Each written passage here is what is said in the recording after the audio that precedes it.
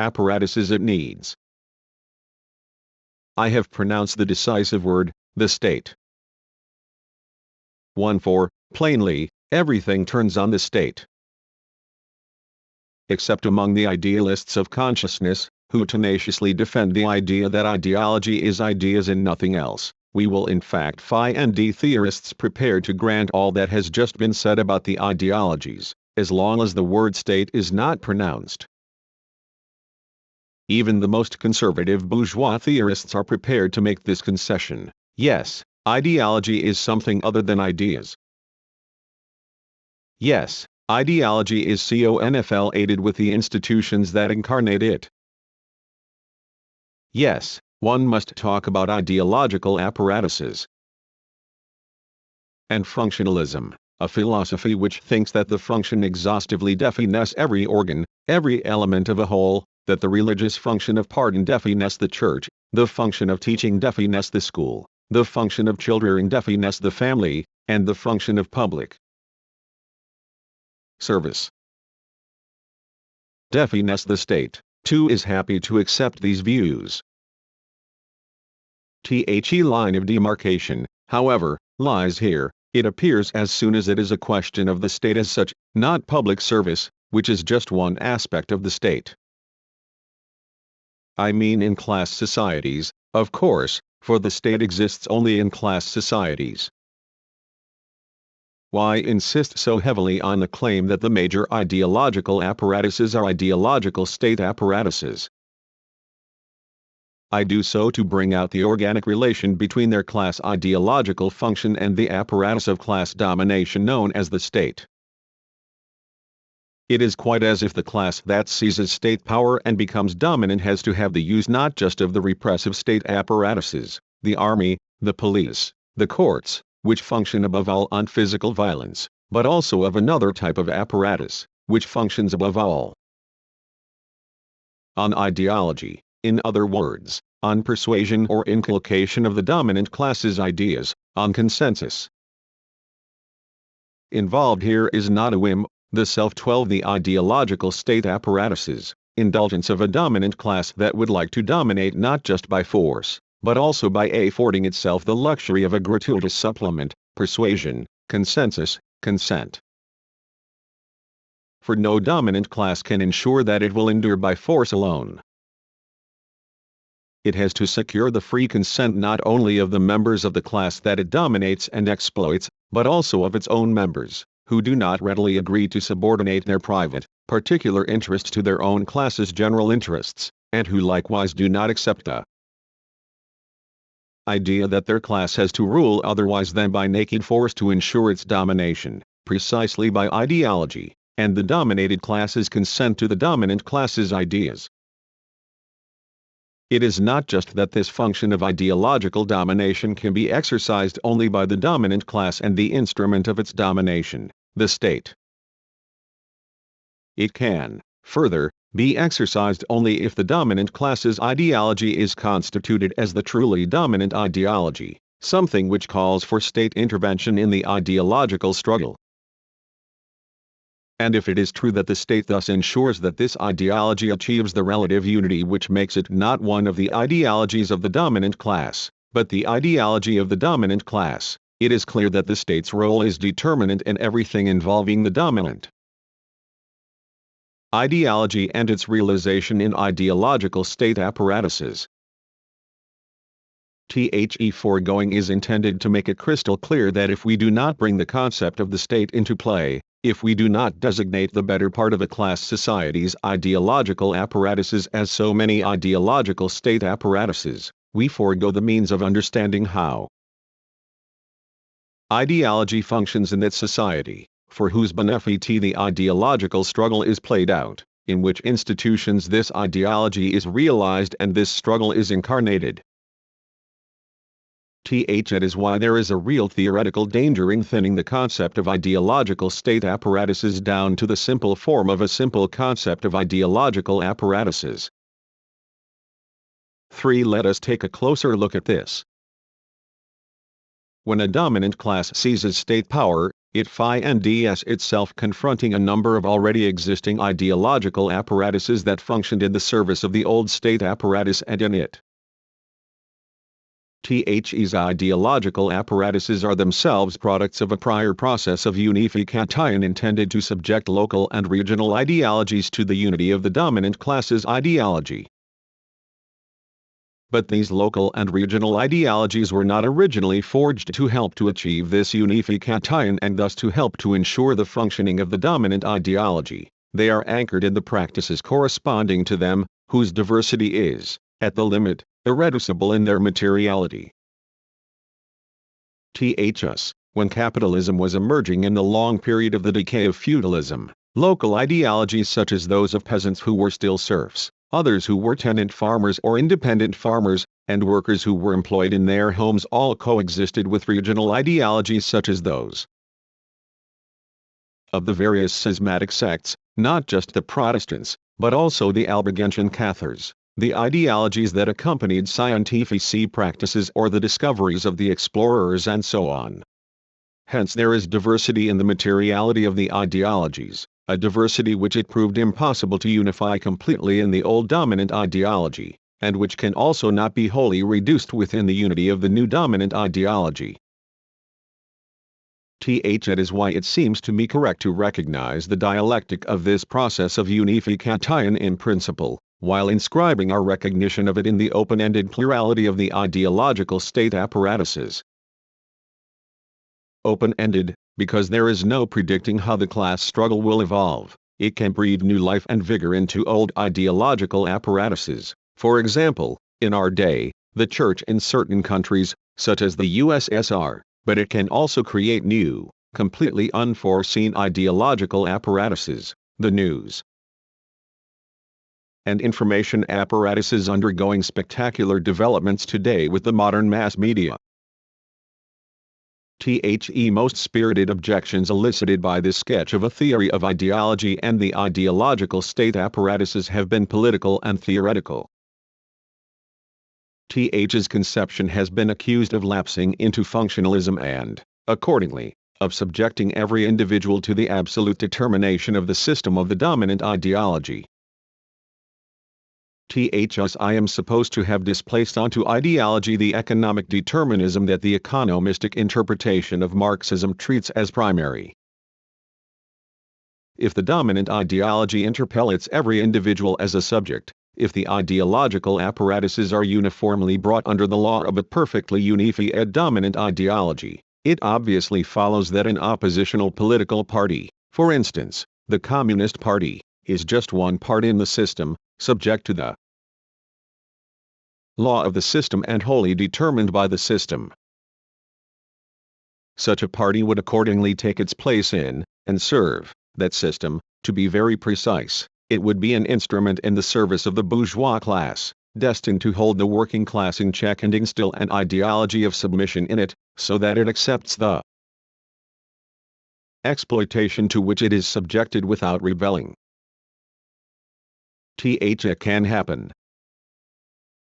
Same applies, according to my critics, to the trade unions, school system and so on. All possibility of political action intended to transform the prevailing order, whether in society as a whole or in one or another social sector, is supposedly foreclosed. At the limit, all political action would be condemned to reformism, in other words, would in fact go to reinforce the system of bourgeois domination, and any and all revolutionary action would be impossible. To say so, however, is to misunderstand the Marxist theory of class struggle and classes, as well as the Marxist theory of the determination of the superstructure by the infrastructure and the reciprocal action of the superstructure, thus of ideology and the state, on the infrastructure. It is to espouse the bourgeois theory of class struggle. The struggle of the bourgeois classes does indeed constantly tend to impose its ideological hegemony on the working class, to bring the latter's fighting organizations under its own domination, and to penetrate them from within by revising Marxist theory. Theory of the ideological state apparatuses accounts, at all events, for this historical fact, this tendency that the bourgeoisie cannot renounce if it wants to maintain its dominant position. It is an undeniable fact, inscribed in the history of the class struggle, that the bourgeoisie always seeks to win back positions it has had to concede in the course of the class struggle. Not only does it hope to turn the clock back, to restore the old order, but, this is subtler and infinitely more serious, it even proves capable of integrating into its own struggle the concessions that it has had to make to the working class. Everyone knows, for example, the history of the major working class gains: reduction of the working day, recognition of the right to organize unions, collective agreements, and so on. The bourgeoisie has not granted any of these gains of its own free will, but only after long, bloody class struggles waged by the proletariat and its fighting organizations. Every time, the bourgeoisie has managed to conduct an orderly retreat and, to date, has succeeded in integrating such reforms as it has conceded into its system of exploitation. If it was forced to agree to recognize the workers' right to organize labor unions, for instance, it has cleverly managed to integrate the unions thus created into the legal order of its own institutions, in such a way, that is, as to induce some of them to play the part of scabs or strike breakers. If it was forced to grant certain social advantages, such as child benefits or socialized health care, it has cleverly managed to get the workers to pay for them either directly, employee contributions, or indirectly, employer contributions or state subsidies which, directly or, through taxation, indirectly, tap the surplus. Value of production. The same law manifestly governs political parties. If the proletariat had to wage long, bloody struggles for the right of political association, the bourgeoisie has proven perfectly capable of turning the result to its advantage by winning the great majority of working-class activists organized in social-democratic parties to the reformist cause.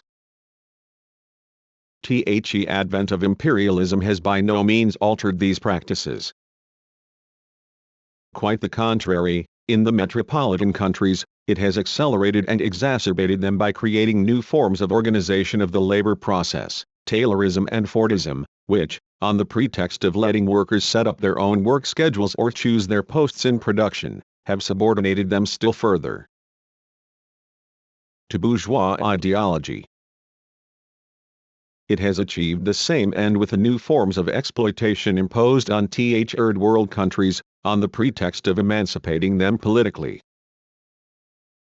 Thus a tendential law, Marx, comes into play in the bourgeois class struggle, operating independently of the consciousness of its agents and victims. For the result is there for all to see: the bourgeois class struggle never disarms. When it has to give up ground, it does so in the intention of winning it back, very often under conditions more favorable than those that prevailed initially. The Second World War provides one of the most conspicuous illustrations of this law. Imperialist contradictions had plunged the capitalist world into a form of crisis that the older variety of capitalism had never known, a crisis that was not just monetary and economic, but political and military as well.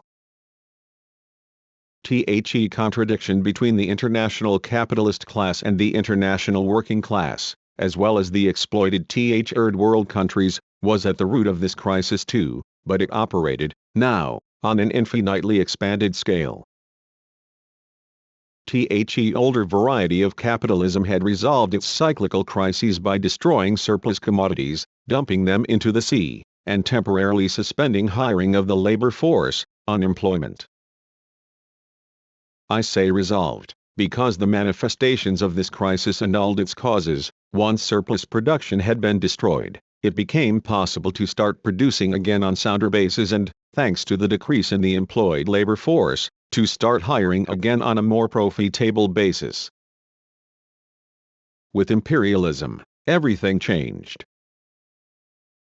Because financial and productive capital was no longer national, but international, and because there now existed not just a global market for commodities, but also a global market for capital that governed all investments and their movements and alliances throughout the world. The crisis too was globalized and pitting. States bent on conquest against each other took on a political and military cast. The globalized crisis accordingly took the form of an inter-imperialist war, entailing mass destruction of goods and people. Here too, the crisis represented the solution of the difficulties that had precipitated it. It was its own antidote. Was there overproduction of capital? The war did away with most of this overproduction by destroying factories and productive plant. Was there a surplus workforce? The terrifying innovation of total war, directed against not just combatants, but all of a country's inhabitants, indiscriminately, eliminated existing surplus labor. And capitalist production, that is, capitalist exploitation, could start up again on, for capitalism, sounder bases.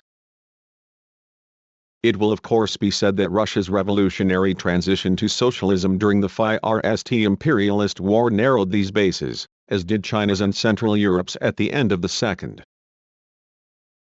But imperialism was able to cut its losses. It reorganized on this narrower basis under more favorable conditions, since the war had put an end to the immediate causes of the crisis. Moreover, imperialism has not hesitated to try to win back, ideologically, politically or economically, the ground it has been forced to give up. It has even been fairly successful at this, despite some spectacular setbacks, Vietnam, offset by successes elsewhere around the globe, Chile, etc. The most extraordinary thing in this whole unconscious process, however, is the way in which imperialism has succeeded in overcoming its own crisis. To understand this, we must obviously consider the crisis on the scale on which it has in fact occurred, a global scale, not that of one or another country taken in isolation. When we do, we observe the following stupefying phenomenon. In 1929, the imperialist world was struck with full force by a crisis that had existed well before then, in overt but limited form, in Germany, Italy and Japan. What political solutions were mobilized to meet this crisis?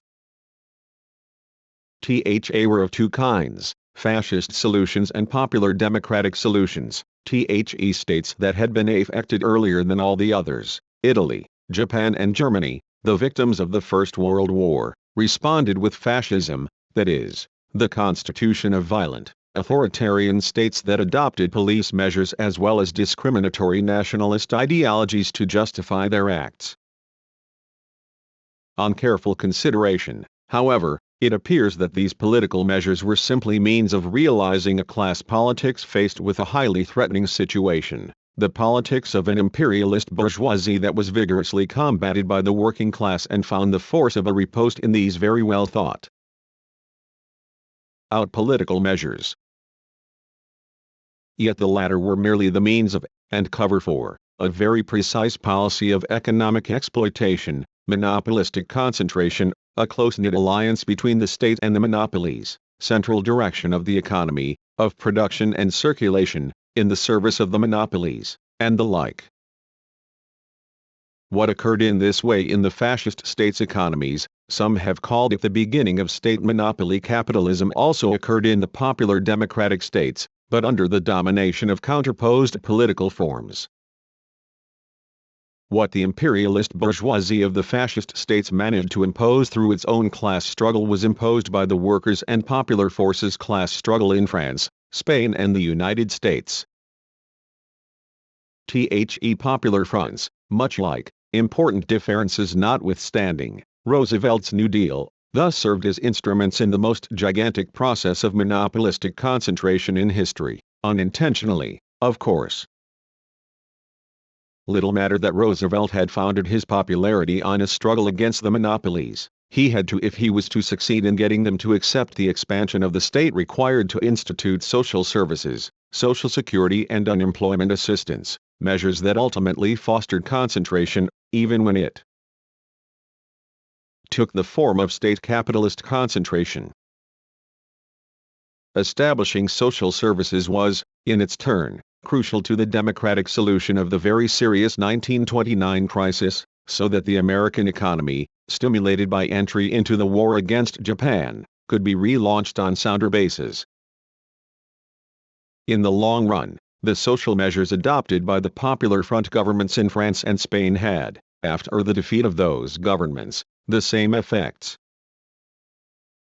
Shortly after the bourgeoisie had taken the step back represented by this necessary retreat, it was able to go on a counter-offensive that was crowned with extraordinarily swift success. Evidently, it could not call a halt in the same way to the imperialist state's life and death struggle to divide up the world. War was inevitable. Yet war too played its part in resolving the crisis by destroying capital and labor power throughout the world. To be sure, the imperialist bourgeoisie had lost still more ground by the time this bloody adventure was over. But, within the borders that it had managed to defend, it got bravely back on its feet and set out to win back the part of the world that it had temporarily lost. I offer this summary of the mainsprings of an essentially economic and political, but also ideological, crisis in order to show the proportions that the capacity of the imperialist system and its state apparatuses to co-opt working-class victories and make them serve its own ends can assume. Once the moment in which they hold out the promise of a revolutionary future has passed. What was gained in the ideological domain, the working class's new freedoms and, later, the values of popular struggle in the resistance, was subsequently integrated by the bourgeoisie's ideological class struggle in the workers' own ranks. Involved here is an irresistible tendency of the dominant class's ideological struggle to bring, as far as possible, all existing elements of ideology, the advanced forms of the dominated class's ideology included, under the dominant ideology's law, and this through not an external operation, but a transformation that operates inside. Elements of the adverse ideology. Such an operation is obviously unthinkable without the existence and intervention of the institutions known as the ideological state apparatuses. It is precisely to the extent that the ideological state apparatuses and the dominant ideology that they purvey are a function and a means of the dominant class's struggle that they escape a functionalist conception. For the class struggle does not come to a halt at the frontier of the state apparatuses or the ideological state apparatuses. The dominant class's class struggle is not waged in a vacuum. The dominant class struggles against real adversaries, the old dominant class on the one hand and the new exploited class on the other. In its strategy and tactics, it has to take these adversaries' existence, the positions they occupy and their ideological arms into account. Doubtless, it gets the better of its adversary by violent means, defeating the old dominant class by taking state power and defeating the exploited class through the violence of exploitation and the violence of state power. It would not, however, be able to exercise its power on a long-term basis if it did not also exercise an ideological hegemony, leadership, over its adversary that secured, on the whole, the latter's consent to the established order. It must, then, both seize control of the old ideological state apparatuses and construct new ones while taking account of the reality of this ideological balance of power and also, to some extent, respecting its adversaries' ideas in order to turn them to its own advantage. In short, it has to wage a lucid class struggle if it is to succeed in establishing its ideological hegemony through the transformation of the old ideological state apparatuses and the construction of new ones. Its struggle is not settled by fiat. Nor, a fortiori, is it settled automatically. It took the bourgeoisie centuries to win its struggle. However paradoxical it may seem, and although it contradicts an idea apparently dear to Gramsci, we can say that some national bourgeoisies, such as the Italian bourgeoisie, never have managed to win their struggle and doubtless never will. Ths is one more argument for the thesis I am defending. For if there can be little uncertainty when it comes to defining the repressive state apparatus or determining in whose hands it is, things can be much less clear where the ideological state apparatuses are concerned. What prevails in this domain is, doubtless, the tendency towards unification of the dominant ideology.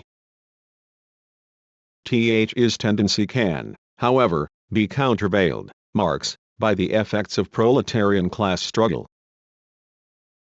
For these reasons, I contend that the Marxist theory of ideological state apparatuses is free of functionalism of any kind, and of any kind of structuralism as well, since structuralism defines the places of institutions exercising set functions not subject to the effects of the class struggle. Th's theory is simply the theory of the class struggle in the domain of ideology, of the conditions of existence and the forms of this struggle, to which the places and functions of the elements are subordinated.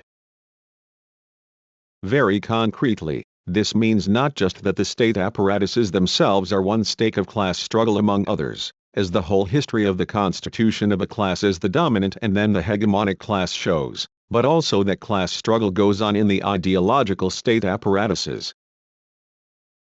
as well, where, depending on the conjuncture, it can play a non-negligible role. It is easy to understand that this struggle can become extremely intense if we think, for example, of the struggle that pits working-class parties against bourgeois parties in the political ideological state apparatus. Th's is doubtless only an electoral and parliamentary struggle, yet it has repercussions well beyond elections and purely parliamentary debates. Since I have mentioned this form of struggle, I should go into greater detail about it. For it will be objected that it is a political, not an ideological struggle. It will be objected that political parties are part of the political apparatus, not of an ideological state apparatus. That is not correct. Or again, carrying things to extremes, my critics will object that every political party is, in my view, an ideological state apparatus and is for this reason integrated, as such, into the dominant class's system of domination. That is not correct either. To grasp these nuances, which are important, we have to attend carefully to the distinction between a repressive state apparatus and ideological state apparatuses. The repressive state apparatus, which is unified and sharply delimited, 5 includes the chief of state, the government and its administration, an instrument of the executive, the armed forces, the police, and the judiciary and all its agencies, courts, prisons and so on. Let us note, in particular, that the President of the Republic, who represents the unity and will of the dominant class, the government that he leads and the administration are all part of the state apparatus, the part that directs the state and state policy. Let us further note that the administration too is part of the repressive state apparatus, despite its claims to be serving the general interest and playing the role of a public service. Charged with applying the bourgeois government's policies in detail, it is also charged with overseeing them, and therefore with sanctioning them, and therefore with repressing those who fail to respect them. While it performs functions that may seem to be in the interest of all the individuals in the same social formation, education, the means of communication, the post and telegraph office, the highway department and so on, experience shows that class interests generally dominate these apparently neutral activities, since, to give only 3 examples, civil engineering usually redounds to the benefitii of the trusts, education is subordinated to the requirements of the material and ideological reproduction of the labor force, and the mass media are in the hands of the dominant class's ideological class struggle, all this amidst multiple contradictions. It said, let us return to the government. Although it is, more or less, responsible before a National Assembly and a Senate elected, in France, by universal suffrage. The government is part of the repressive state apparatus. Its members, and all the civil servants answerable to it, make up what we shall call the political state apparatus, an integral part of the repressive state apparatus. We shall, in contrast, call the political system the political ideological state apparatus. This political system can also be called the political constitution of a given social formation, in view of the fact that it can vary under one and the same class's domination. Thus the bourgeoisie has successively exercised its class dictatorship under the democratic republic with a limited franchise based on tax qualifications. The empire. The monarchy based on the charter. The constitutional monarchy. The republic. Caesarism. The parliamentary republic. And, currently, after passing through a fascist regime during the occupation, the presidential republic. The political ideological state apparatus may accordingly be defined by the way the popular will is represented, or not. The government is supposedly responsible before the representatives of this popular will. It is, however, well known that the government has ample means for eluding this responsibility, just as the bourgeois state has untold resources for distorting the workings of universal suffrage, when it consents to establish it, census enfranchisement, disenfranchisement of women and young people, indirect elections, a bicameral system, the separation of powers, rigged elections and so on. What ultimately justifies treating the political system as an ideological state apparatus is the fiction, corresponding to a certain reality, that the component parts of this system as well as the principle of its functioning are based on the free choice of the people's representatives by the people. As a function of the ideas that each individual has about the politics that the state should put into practice. It is on the basis of this fiction, for state policy is ultimately determined by the dominant class's interests in its class struggle, that political parties are founded. They are supposed to represent the major opposed alternatives of national politics. Each individual can then freely express his opinion by voting for the political party of his choice, assuming it has not been condemned to operate illegally. Let us note that there is a degree of reality to political parties. In a rough way, they represent the interests of antagonistic social classes in the class struggle, or those of social strata seeking to promote their special interests amidst class conflicts. It is by fraying a path through this reality that the fundamental class antagonism ultimately emerges into the light, more or less, notwithstanding the obstacles thrown up by electoral trickery. If this analysis is correct, it follows, at all events, that no one can affirm, on any grounds whatsoever, as some have tried to make me say, in order to lock me into a theory that would rule out all possibility of class struggle, that all political parties, the parties of the working class included, are ideological state apparatuses, integrated into the bourgeois system and therefore incapable of waging their class struggle.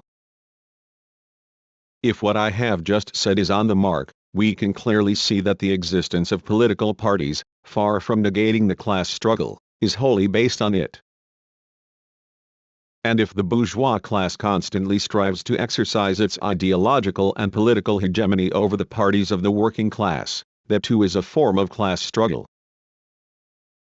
The bourgeoisie succeeds in doing so only to the extent that the working class parties fall into the trap, either because their leaders are intimidated, the 1914-18 Union decree, or simply bought off, or because the base of the working class parties is diverted from its revolutionary task by material advantages, the worker aristocracy, or, again, because it succumbs to the influence of bourgeois ideology, revisionism. All this appears even more clearly when we consider the revolutionary workers' parties, for example, communist parties. Since they are organizations of working-class struggle, the interests of the bourgeois class and its political system are obviously utterly foreign to them. Their ideology, on the basis of which they recruit, is inimical to bourgeois ideology. Their organizational form, democratic centralism, has nothing to do with the organizational forms of the bourgeois parties or even the social democratic and socialist parties. Their objective is not to confine their activity to the class struggle in Parliament, but to extend it to cover the ensemble of workers' activities, from economic class struggle to political and ideological class struggle. Their ultimate vocation is not to participate in government, but to overturn and destroy bourgeois state power. We must insist on this point, since most Western European communist parties today declare themselves to be parties of government. Even if a communist party does happen to participate in a government, and it can be correct to do so in certain circumstances, it cannot, on any grounds, be defined as a party of bourgeois government, nor even of a government under the dictatorship of the proletariat. Th's point is crucial, for a communist party has no business entering the government of a bourgeois state, even if this government is a left government of popular unity intent on carrying out democratic reforms, in order to administer the affairs of a bourgeois state. But it also has no business entering a government of the dictatorship of the proletariat in the belief that its ultimate vocation is to administer the affairs of this state, whose destruction it should be preparing. For if it devotes all its forces to such administration, it will be unable to help to destroy the state. A communist party can consequently not conduct itself on any grounds whatsoever as a party of government, for to be a party of government is to be a party of the state, something that comes down either to serving the bourgeois state or helping to perpetuate the state of the dictatorship of the proletariat, when a communist party's mission is to help to destroy it. In the last instance, it is the type of political practice characteristic of a communist party which makes this incompatibility intelligible. For a communist party has a political practice altogether different from that of a bourgeois party, Balibar. A bourgeois party can call on the support and resources of the established bourgeoisie, its economic domination, its exploitation, its state apparatus, its ideological state apparatuses and so on. It does not, in order to exist, have to make a priority of uniting the masses that it wants to rally to its ideas. The social order itself sees to this task of persuasion, propaganda and recruitment. Most of the time, a bourgeois party need only properly organize its electoral campaign in order to reap the benefits of this domination, converted into self-interested convictions. That, moreover, is why a bourgeois party does not need a scientific doctrine in order to exist. It need only cultivate the essential themes of the dominant ideology to rally partisans convinced in advance. In contrast, a revolutionary workers' party has nothing to offer its members, neither prebends nor material advantages. It presents itself for what it is, an organization of the workers' class struggle whose sole strengths are a scientific doctrine and the free will of its members, in agreement on the basis of the party statutes. It organizes its members in the forms of democratic centralism with a view to waging the class struggle in all its forms, economic, political and ideological. It defines its line and political practices not on the basis of the simple revolt of exploited workers, but on that of its scientific theory and concrete analyses of the concrete situation, in other words, of the balance of power in the current class struggle. Hence it takes the broadest possible account of the forms and the force of the dominant class struggle, that of the dominant class. It is on the basis of this line that it may deem it useful and correct, at a given moment, to enter a left government that does not challenge the existence of the bourgeois state, for the purpose, however, of conducting its own class struggle in that government, with its own objectives. At all events, It always subordinates the immediate interests and practices of the workers' organization to the working class's future interests. It subordinates its tactics to the strategy of communism, that is, the strategy of establishing a classless society. Under these conditions, communists are right to talk about their party as a party of a new kind, completely different from the bourgeois parties, and to talk about themselves as militants of a new kind, completely different from bourgeois politicians. Their political practice, illegal or legal, extra-parliamentary or parliamentary, has nothing to do with bourgeois political practice. It will doubtless be said that the Communist Party too constitutes itself the same way bourgeois parties do, on the basis of an ideology, which, moreover, the party itself calls proletarian ideology. It is true. In the Communist Party as well, ideology plays the role of cement, Gramsci, for a particular social group. In the Communist Party as well, this ideology interpellates individuals as subjects and is the motor of their subjective and objective action. But what is known as proletarian ideology is not the purely spontaneous ideology of the proletariat, for in order to exist as a class conscious of its unity, and as an active class, the proletariat needs not just experience, that of the class struggles it has been waging for more than a century, but also objective knowledge, with which Marxist theory provides it. It is on the twofold basis of these experiences as clarified by Marxist theory that proletarian ideology is constituted, as a mass ideology capable of unifying and cementing the unity of the working class avant-garde in its class struggle organizations. It is therefore a very special kind of ideology by its form, because, at the level of the masses, it functions the way any ideology does, by interpellating individuals as subjects, but scientific theory by its content, because it is developed on the basis of a scientific theory of class struggle. An ideology, to be sure, but not just any ideology. For every class recognizes itself in a particular, by no means arbitrarily chosen ideology, the one that is capable of unifying it and guiding its class struggle. Everyone knows that the feudal class, for example, recognized itself in religious ideology, or Christianity, and that the bourgeois class, similarly, recognized itself in legal ideology, at least in the period of its unquestioned domination.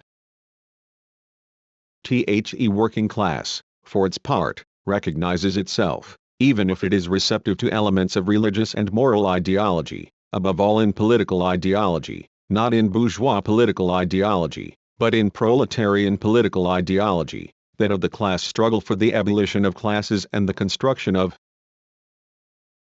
communism. It is precisely this ideology which constitutes proletarian ideology, a spontaneous ideology in its earliest forms, utopian socialism, and, later, after the fusion of the workers' movement with Marxist theory, an informed ideology. As one can well imagine, such an ideology did not result from a teaching that intellectuals, Marx and Engels, dispensed to the workers' movement, and that the workers' movement adopted for some mysterious reason. Nor was it, as Kautsky claimed, introduced into the workers' movement from without, for Marx and Engels would not have been able to conceive of their theory if they had not developed it on class theoretical positions, a consequence of the fact that they belonged, in a concrete sense, to the workers' movement of their day. Th's ideology, a product of the fusion of the workers' movement and Marxist theory, was, in reality, the result of a very long class struggle, with many rough ups and downs. It continues today, despite dramatic divisions commanded by imperialism's class struggle. Th's reality raises the question of ideology and ideological practice again. Not, this time, the question of its mechanism, which has now been elucidated, in the main, but that of its illusion. For we have just seen, from the example of proletarian ideology, that an ideology can be ideological in form alone, while being scientific in content. How could that be if an ideology were pure and simple error or even illusion? The fact is that no ideology in the world, not even religion, is purely arbitrary. It is always the index of real questions or problems, albeit invested in a form of miscognition and, therefore, necessarily illusory. It is this double character of ideology that I was trying to bring out when I said that ideology was knowledge in the form of miscognition, and an illusion to reality in the form of an illusion.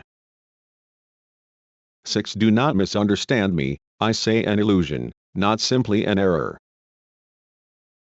For someone who is mistaken, full stop. The day he discovers his error, he acknowledges it and abandons it in order to adopt the truth.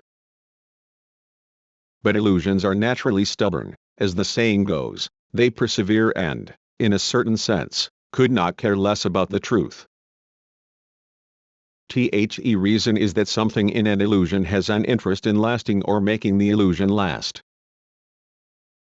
There is a cause at work in an illusion which it cannot know, which it necessarily miscognizes, and which has an interest in this persistence in error. Since this cause cannot be in the object, since it is in the subject, yet also exceeds the subject, it is plainly social, and the enduring interests it serves are those of certain social causes or values. The reason for the double character of ideology must be sought at their level.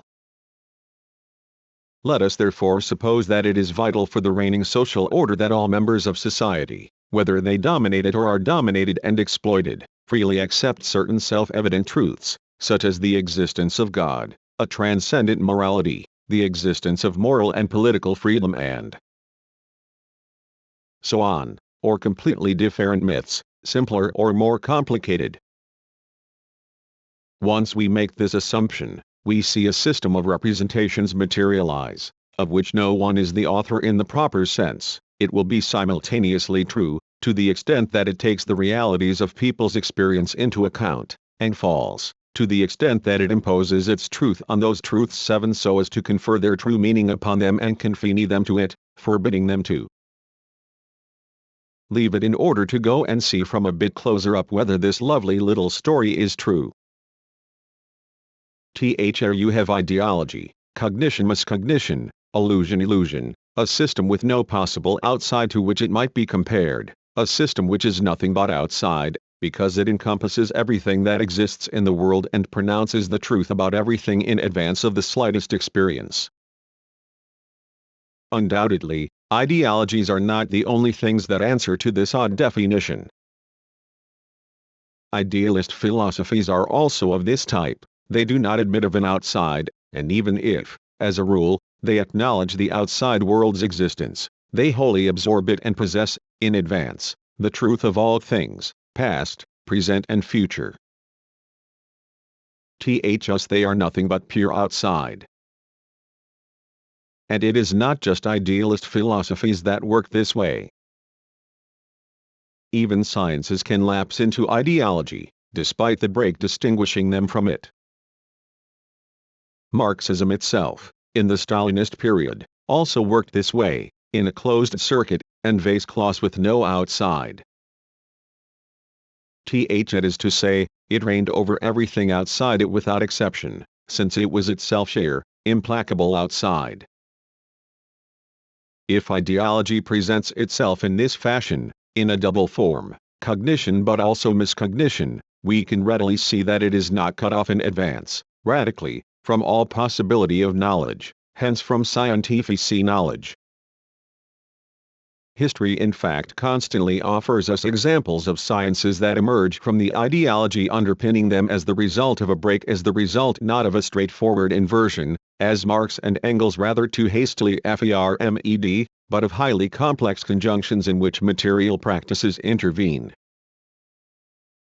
Under the domination of the relations of theoretical production that are elements of ideology and philosophy. Thus ideology occupies a key position in the ensemble of practices and their abstractions. 1. There is no practice except under the domination of an ideology. 2. There are local and regional ideologies. 3. Ideology is tendentially unified as a dominant ideology. As a result, sus left of the dominant classes struggle to constitute itself as a ruling, hegemonic class. 4. Dominant ideology tends to integrate into its own system elements of the dominated ideology, which thus finds itself absorbed by the dominant ideology. 5. Ideology operates by interpellating individuals as subjects. 6. Ideology is double, cognition-miscognition, illusion-illusion. 7. Ideology has no outside and is nothing but outside. 8. Ideology commands philosophy from without, in the forms of its struggle. 9. Ideology is among the theoretical relations of production constitutive of all science. 10. A science can be practiced as an ideology and pulled down to its level. 11. Proletarian ideology is a special ideology resulting from the fusion of the proletariat's spontaneous ideology with the Marxist theory of class struggle. We may conclude from the foregoing that there is no class struggle, in other words, no political practice, that does not find itself under the domination of an ideology. That brings us to the question of political practice. Marx himself said that the essence of political practice was class struggle, but that he had not discovered the classes and their struggle. Bourgeois economists and historians had, from Machiavelli to the early 19th century economists and historians.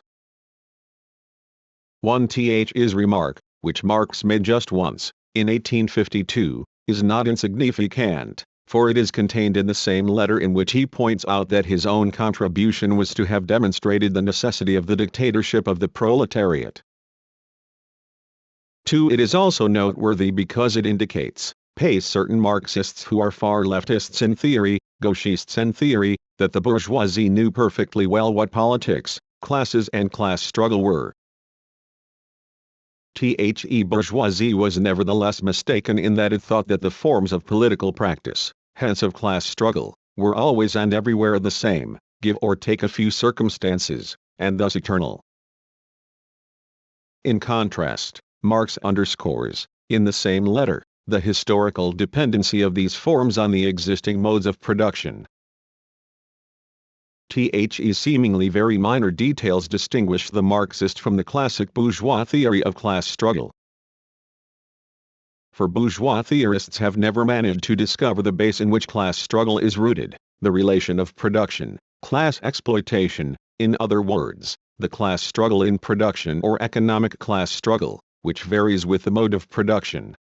To put it schematically, the classic bourgeois theory of class struggle considers it to be the result of a conflictual encounter between pre-existent classes. The earliest classical figure of this encounter is war or invasion. That is how feudal and bourgeois theorists pictured the matter in the 17th and 18th centuries. Barbarians had invaded the territory of the former Roman Empire and enslaved its inhabitants, whom they made serfs. The result of this victorious invasion was that the barbarian class dominated the native class, previously dominated by the Romans. As was the origin of feudalism. 13. Political practice. That Gothic regime, Montesquieu, which had initially reigned in Germania's forests, where the king had been but a peer among his peers in a sort of warrior democracy. Same theorists denounce the bad habits of the degenerate kings who later allied themselves with the commoners, roturiers, in order to impose their law on those who had once been their peers. Theorists of the bourgeoisie retorted that these kings had simply brought the Roman Empire's constitutional law, droit politique, back into force in order to gain the upper hand over the turbulent nobles who, with their incessant wars, had been doing serious wrong to the people going about its business. On this interpretation as well, there were two opposing classes, the king and the commoners on the one hand, who governed and produced, and, on the other, an exploitative nobility living off the spoils of a war, the brunt of which was borne by the people alone. In both interpretations, however, a purely external encounter was at the origin of these political relations, hence of these conflicts, the encounter of a military invasion. 3. Machiavelli, the most profound of the bourgeois political theorists and Marx's direct ancestor, went further. He had understood that the political relation was not the product of an accident or an encounter, but was necessarily antagonistic. That conflict was primary, and that domination and servitude governed all political forms and practices. From this, he drew conclusions of crucial importance for political practice, that one has to rely on the people's support to hold the high and mighty in check and so on. Machiavelli did not see, however, or did not clearly say, that this political antagonism was rooted in an antagonism based on exploitation in production itself. To grasp the nature of the bourgeoisie's political practice, it would have been necessary to go on to pose the question of its implantation in the capitalist mode of production. In Machiavelli's day, this mode of production had not been sufficiently consolidated for matters to appear clearly. What is a mode of production? It is a certain way of producing, that is, of coming to grips with nature in order to draw from it the products that people in a social formation need to subsist. Th's relation to nature, a material and technical relation, brings determinate social relations into play in every mode of production, not just forms of cooperation in the labor process, forms of the organization and division of labor, but, above all, relations of possession or non-possession that social groups defy. By these relations maintain with the material means of production.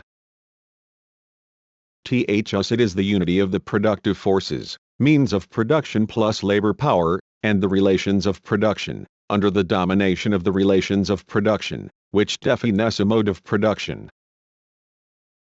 For it should not, however, be supposed that a mode of production falls from the sky to take hold of people in a given region of the world at a random moment under random circumstances.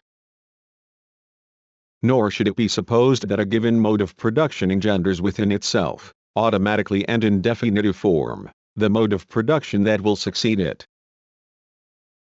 Nor should it be supposed, certain hasty formulations in Marx's preface to his 1859 contribution notwithstanding, that the relations of production adapt to the development of the mode of production and that every mode of production is accordingly defined by the degree of development of its productive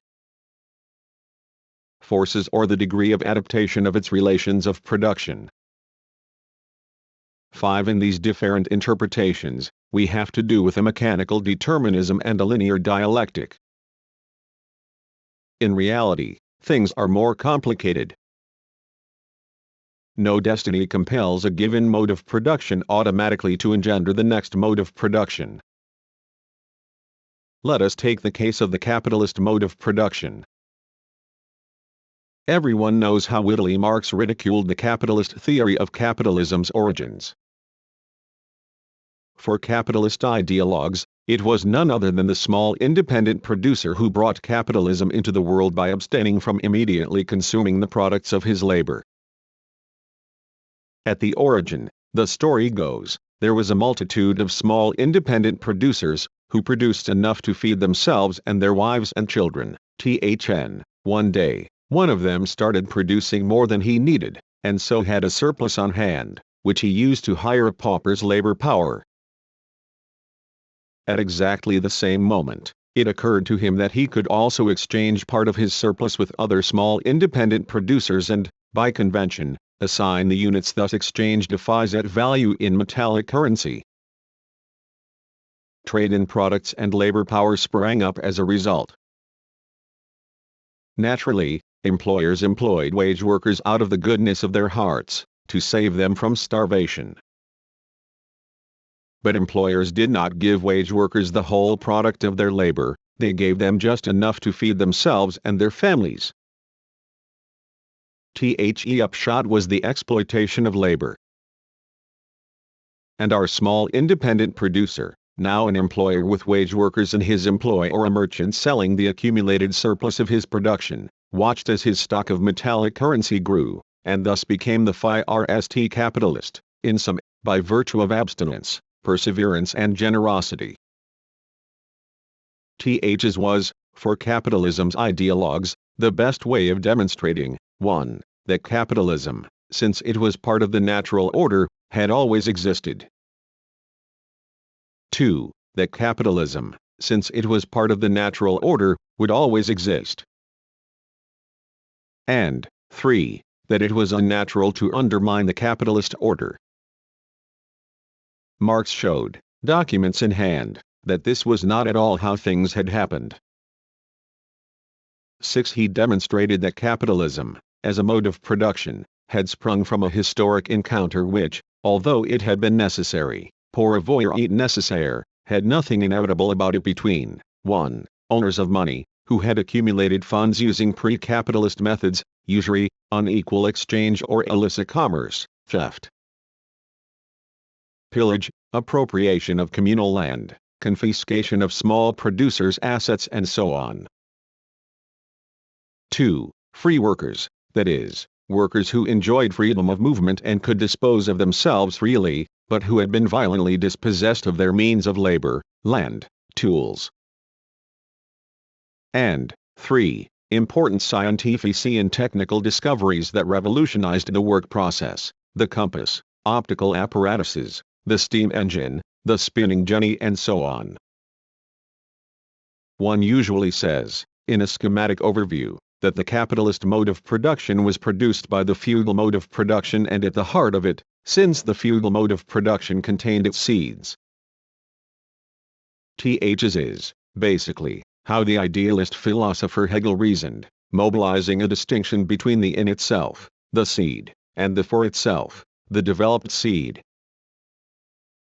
Of course, the capitalist mode of production could only emerge, at least in this period, from within the feudal mode of production. Yet it emerged from it in a strange way that has not always been perceived, perhaps not even by Marx. For the owners of money, the ancestors of the bourgeois, who were already bourgeois or on the way to becoming bourgeois by virtue of their functions, including their political role in the state of the absolute monarchies, these bourgeois were not at all bourgeois by virtue of their social origins, or even their social position. A good many were aristocrats who had gone into commerce or banking, think of Germany and the Netherlands. A good many, and this is the most surprising thing, were landed aristocrats, big landowners who, for one reason or another, in Scotland, for example, because they wanted vast hunting grounds, helped themselves to the small producers' fields, throwing their former owners into the street, or devoted themselves to working the mines on their holdings, or took advantage of the hydraulic energy of the rivers and streams running through them to lay the foundations of metallurgy, as happened in France. Thus feudal lords participated, for their own reasons, reasons that, however, encountered the reasons of the bourgeoisie properly speaking, in the emancipation, that is, the expropriation of the workers required to constitute capitalist production. Thus we can legitimately defend the idea 7 that the capitalist mode of production met up with, c'est rencontre avec the bourgeoisie, and with feudal lords who had become bourgeois, or, more precisely, that it was born at the encounter of these independent processes, which affected, conjointly and simultaneously, feudal lords who had enriched themselves or landed proprietors eager to consolidate and exploit their holdings, bourgeois whose wealth stemmed from international trade, thus owners of money all, and, finally, workers who had been freed by being dispossessed. When we look at things this way, we see, to be sure, that the capitalist mode of production was born at the heart of the feudal mode of production, but as the result of a combination of relatively autonomous processes that might not have encountered each other, or might have. encountered each other under conditions that would not have allowed the capitalist state mode of production to appear. The proof is that it is highly likely, on a tout's chances depensor, that the capitalist mode of production was born and died several times in history before becoming viable. For example, in the Italian cities of the Po River Valley late in the 14th century, where surprising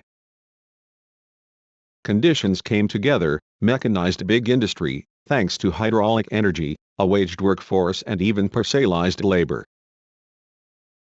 In the framework provided by this conception, we can begin to think the singular social and political role, which continues to intrigue historians, of a bourgeoisie that, paradoxically, was well and truly part of the feudal mode of production, even as it anticipated, hereto, thanks to its participation in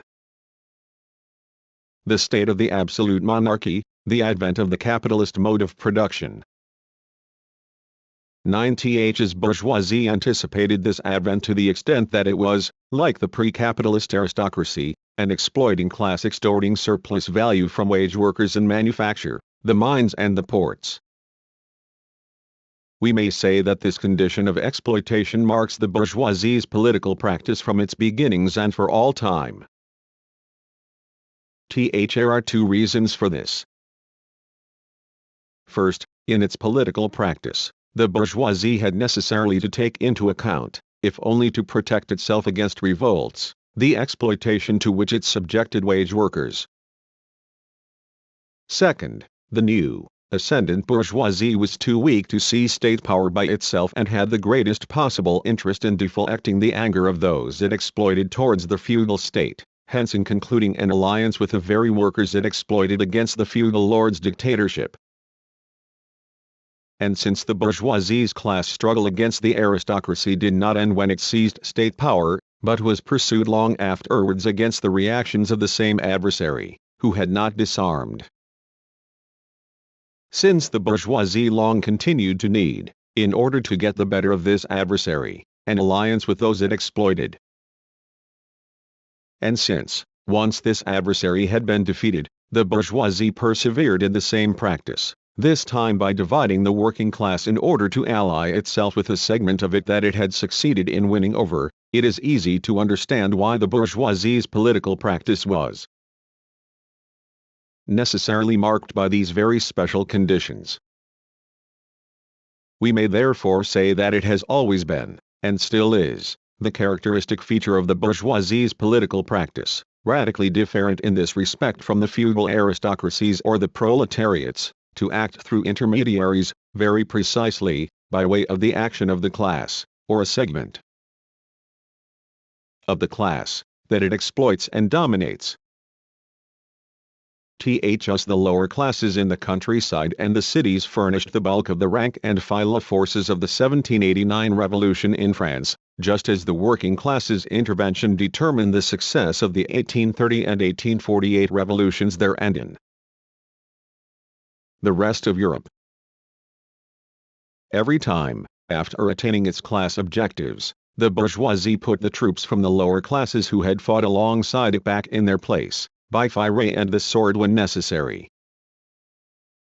When the threat became too acute, in June 1848 and again in 1871 under the Commune, the bourgeoisie resorted to the drastic measure of military massacre. Since then, it has not ceased to create allies for itself through the division, which it perpetuates, of the working class. To see to it that one's own class objectives are achieved, in the main, by those one exploits is to succeed in dominating the exploited politically and, at the same time, in subjugating them ideologically from on high, by means of the state. The bourgeoisie's power is thus state power par excellence, and its own political practice is therefore the practice of its own class state. That is why it has been at such pains to perfect its state, fight it out with all the requisite apparatuses, be they repressive or ideological, and unify its own ideology as the dominant ideology by all available means. We can sum up the political practice characteristic of the bourgeoisie by saying that it consists of getting maximum use out of the forces of the popular masses it dominates, by dominating them through state repression and the state ideology. The political ideological state apparatus ranks among the most important of the ideological weapons that the bourgeoisie afforded itself. Above all, the parliamentary representative system, when there was one, which brought off the feat of freely subordinating to the bourgeoisie the will of those whom the bourgeoisie exploited. It did so by means of the electoral mechanism, in which everyone is supposed to express his individual will and the general will is supposed to result from a tally of the ballots. Is there any need to show how effective this state system of political and ideological domination proved to be when the big imperialist wars broke out? People of countryside and city marched off to war, without rebelling, in the belief that they would be fighting for the fatherland, when they were in fact marching off to die for the industrialists, Anatole France. Were put back in their place, whenever a rebellion did threaten, with measures of the utmost violence, the 1917 mutinies on the front, which Pétain drowned in blood. When, at the very beginning of the rise of the bourgeoisie, Machiavelli described its practice, he imagined a prince who could stand up to the feudal class. But, if this prince was to fulfill his appointed role, he would have to rely on the support of the mass of the bourgeois. If his state was to endure, he would have to become a multitude, thus securing the people's confidence in his grand design. Machiavelli's prince already was this man, a symbol of the bourgeoisie, who would ally himself with the bourgeois and those they exploited to construct a state that would dominate them with its armed might and its ideology. Just as the bourgeoisie does not work, but makes others work, that is why it dominates those it exploits, so it does not act for itself, but makes others act, the others whom it exploits. An admirable political practice, which, from exploitation and domination, derives the means to secure its own power. It has not been said emphatically enough that proletarian political practice is, or should be, utterly different, a new practice of politics, Balabar. 10. How could it be otherwise? To survive, the proletariat has only the strength of its own hands. To fight it has only its ideas and its reasoning power. It is by definition unarmed, and constantly faced with the threat of the arms of the bourgeoisie's troops. When it once arms, it has to conquer them with its bare hands, at the risk of its life. But it is much harder for it to conquer its ideas. For the proletariat lives under the domination of the dominant class's ideas, a domination that is both direct, the church, the state, and indirect, the school system, the political system, etc. When it wishes to gain a degree of independence in its revolt, it can begin only by making use of the ideas to which it is subjected, for example, religious ideas, as in the peasant wars under Luther XI in Germany. Moral or legal ideas, as in the earliest forms of socialism. Bourgeois political ideas, liberty, equality, and so on. Since all the revolts staged under the banner of these ideas were defeated, they were followed by a period of protracted effort, amidst trials and reflection. The people were looking for other ideas that would allow them to take the bourgeoisie at its word. Eventually, they realized that such ideas were misleading, that these ideas were meant to mislead them, and they went to work looking for ideas of their own, ideas specific to them and capable of freeing them from ideological servitude to their class adversary. Finally found these ideas in the work of intellectuals, full-fledged members of the militant workers' movement of the day, first in Owen, then in Proudhon and Bakunin and, finally, in Marx and Engels, in Marxist theory. A long combat, a long experience, which was not without its setbacks. Here too, nothing was inevitable. But without this encounter, comparable, due allowance made, to the encounter between the bourgeoisie and the capitalist mode of production, the fusion or union of the workers' movement and Marxist theory would not have taken place.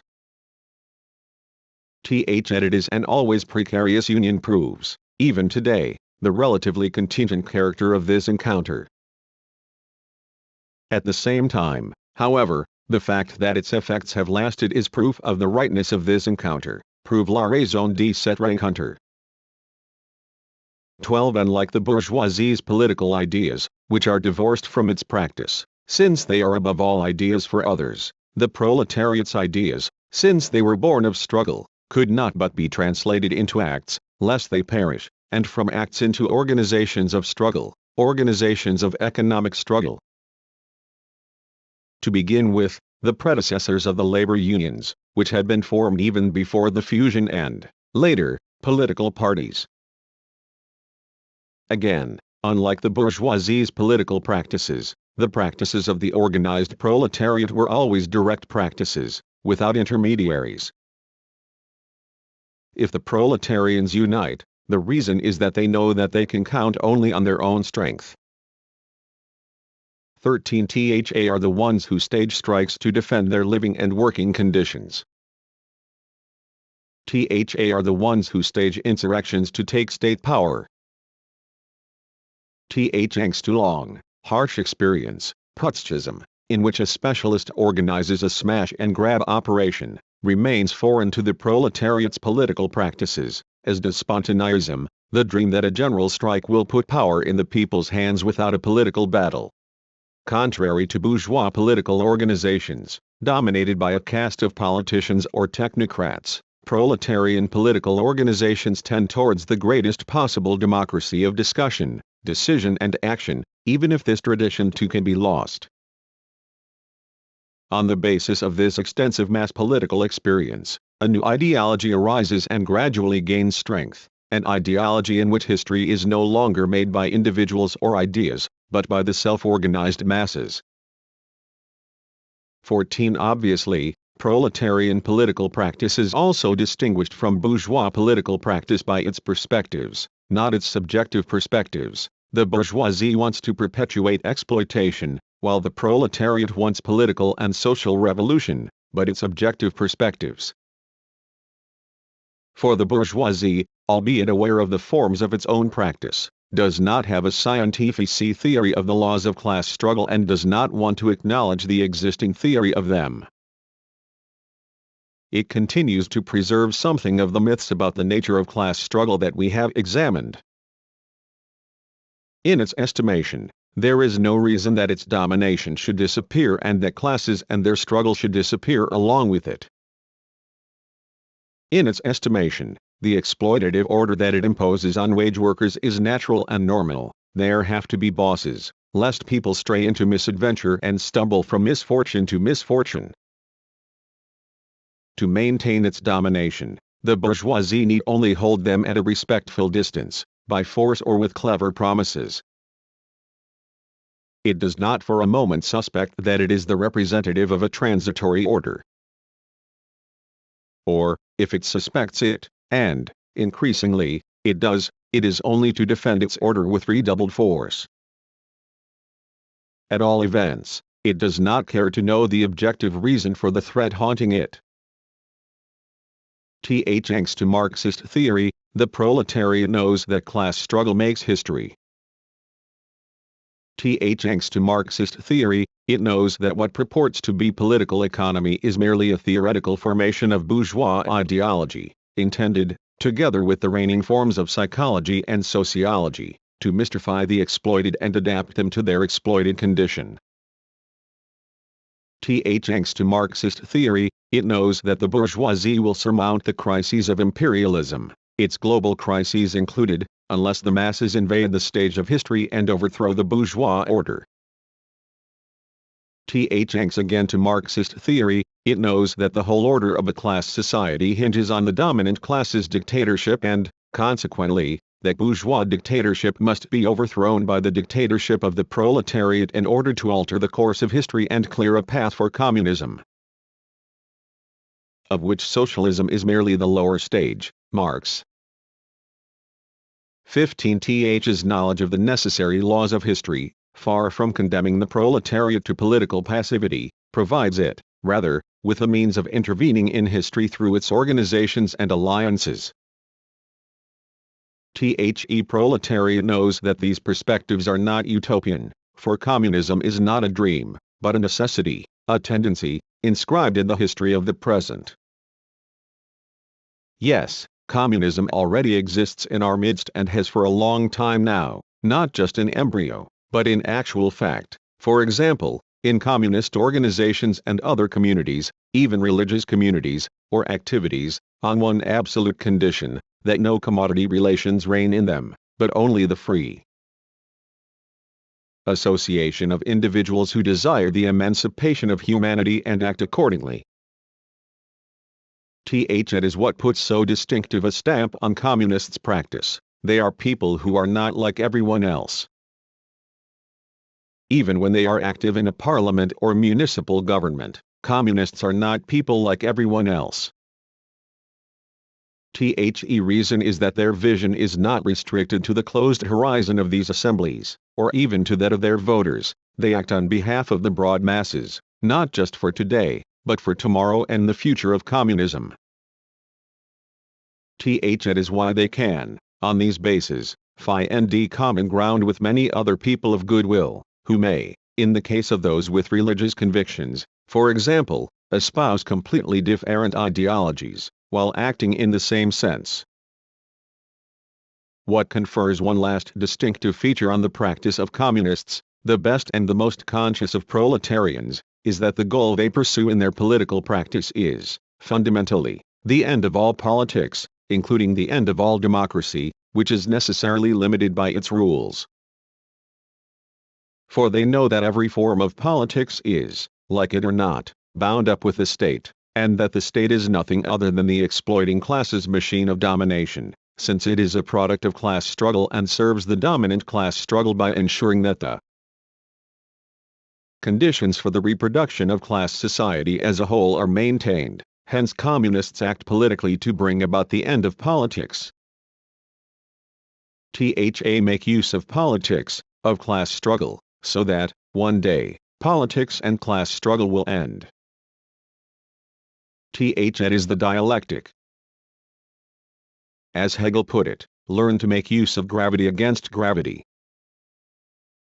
If you do, you will be able to build a house with vaults 16 that stay up all by themselves. Communists also know, as Lenin said and as everyday experience proves, that the most difficult moment to negotiate is socialism, that river full of eddies and cross-currents, where the boat of socialism can capsize if the dictatorship of the proletariat does not firmly defend the helm against the capitalists. For socialism is no longer capitalism, but is not yet communism. It is a transition in which capitalist relations, surplus value, wage work, money, the state and its apparatuses, the regime of political parties, 17 coexist with communist relations, collective property, the party and so on. During this transition, the class struggle continues, albeit in new, often unrecognizable forms, threatening the progress of the crossing. Yes, it is possible to lapse back into capitalism, if one follows an economistic, idealist line. Vestiges of prophetic ideology in Marx himself notwithstanding, the transition to communism is never guaranteed in advance, even if one proclaims, as does the USSR, that one is already establishing its material basis. Is a concept that makes little sense in Marxist theory, which, for its part, talks about the base, that is, the infrastructure, not about material bases, which might then be distinguished from the relations of production. Hence there is a need for the kind of political vigilance that never loses sight of the prospect of communism and never sacrifices its long-term future for the sake of immediate reforms, albeit well aware that that future is aleatory. Is it necessary to add that proletarian ideology, so profoundly inspired by so original a practice of politics, can have significant effects on most other practices? We can expect it to produce surprising results, if only the lessons of this practice are extended to the practice of production, the organization of the labor process, the democracy of the party and other organizations. and even the natural sciences. However, just as Marx preferred not to write recipes for the cookshops of the future, we too shall refrain from anticipating. What counts is to be attentive to everything that may be born and is already being born around us. What lessons shall we draw from this rapid analysis of political practice? It displays a specific relationship to abstraction. Political practice can no more forego abstractions than can the practice of production, technical practice or ideological practice. Firstly, because the absolute condition for its existence is constituted by relations, economic, political and ideological relations, that mark it in all its determinations. Secondly, because, under the domination of these social relations, it produces abstractions in its turn, practical to begin with, then abstract and theoretical abstractions, which modify its own field of action and field of verification. Lastly, because these abstractions eventually encounter those of a science, forced, it is true, by intellectuals who were armed with all the culture of their time, yet who were able to develop this science only on the theoretical, philosophical, positions of the proletarian class. There is, however, one difference here, which becomes increasingly pronounced as time goes on. We have already mentioned it in our discussion of ideological practice. It is that this whole social process of political practice, even when it takes the form of the antagonistic division of class struggle, as is always the case in class societies, bears less on an external object than on the process itself. We have perhaps succeeded in showing that, in the case of bourgeois political practice, it was a matter of letting others act in the bourgeoisie's stead, hence of manipulating those exploited by the bourgeoisie in order to act on the situation of the class relation. It was at all events a matter, in keeping with the general schema of practice, of using means of action to transform the existing social order, or maintain it by defending it.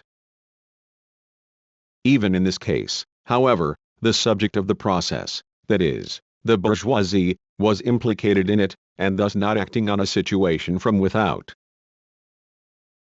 On the contrary, the situation of class relations was in some way acting on itself, through an intermediary, the bourgeoisie, which, it is true, arranged for those it exploited to act in its stead and for its benefit.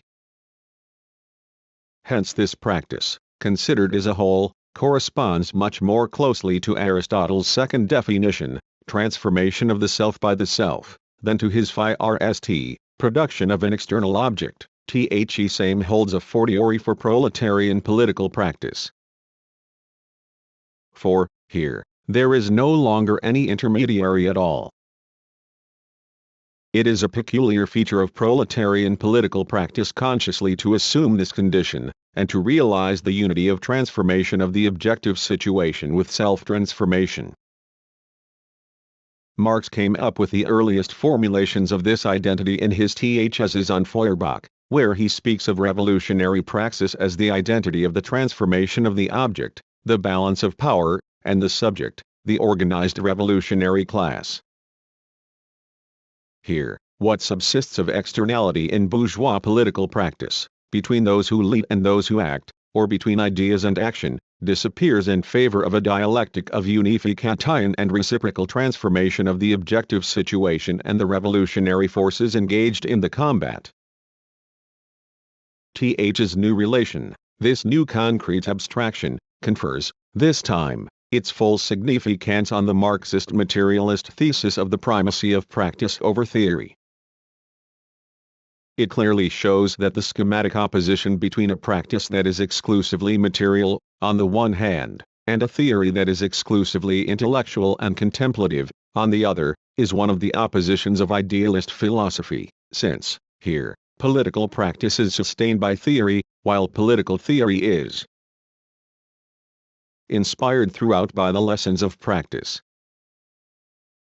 The relation between practice and theory and the primacy of practice over theory must be conceived of in terms of content. Every transformation of already existing theory may well stem from practice, but what is involved is never a pure practice devoid of all theory.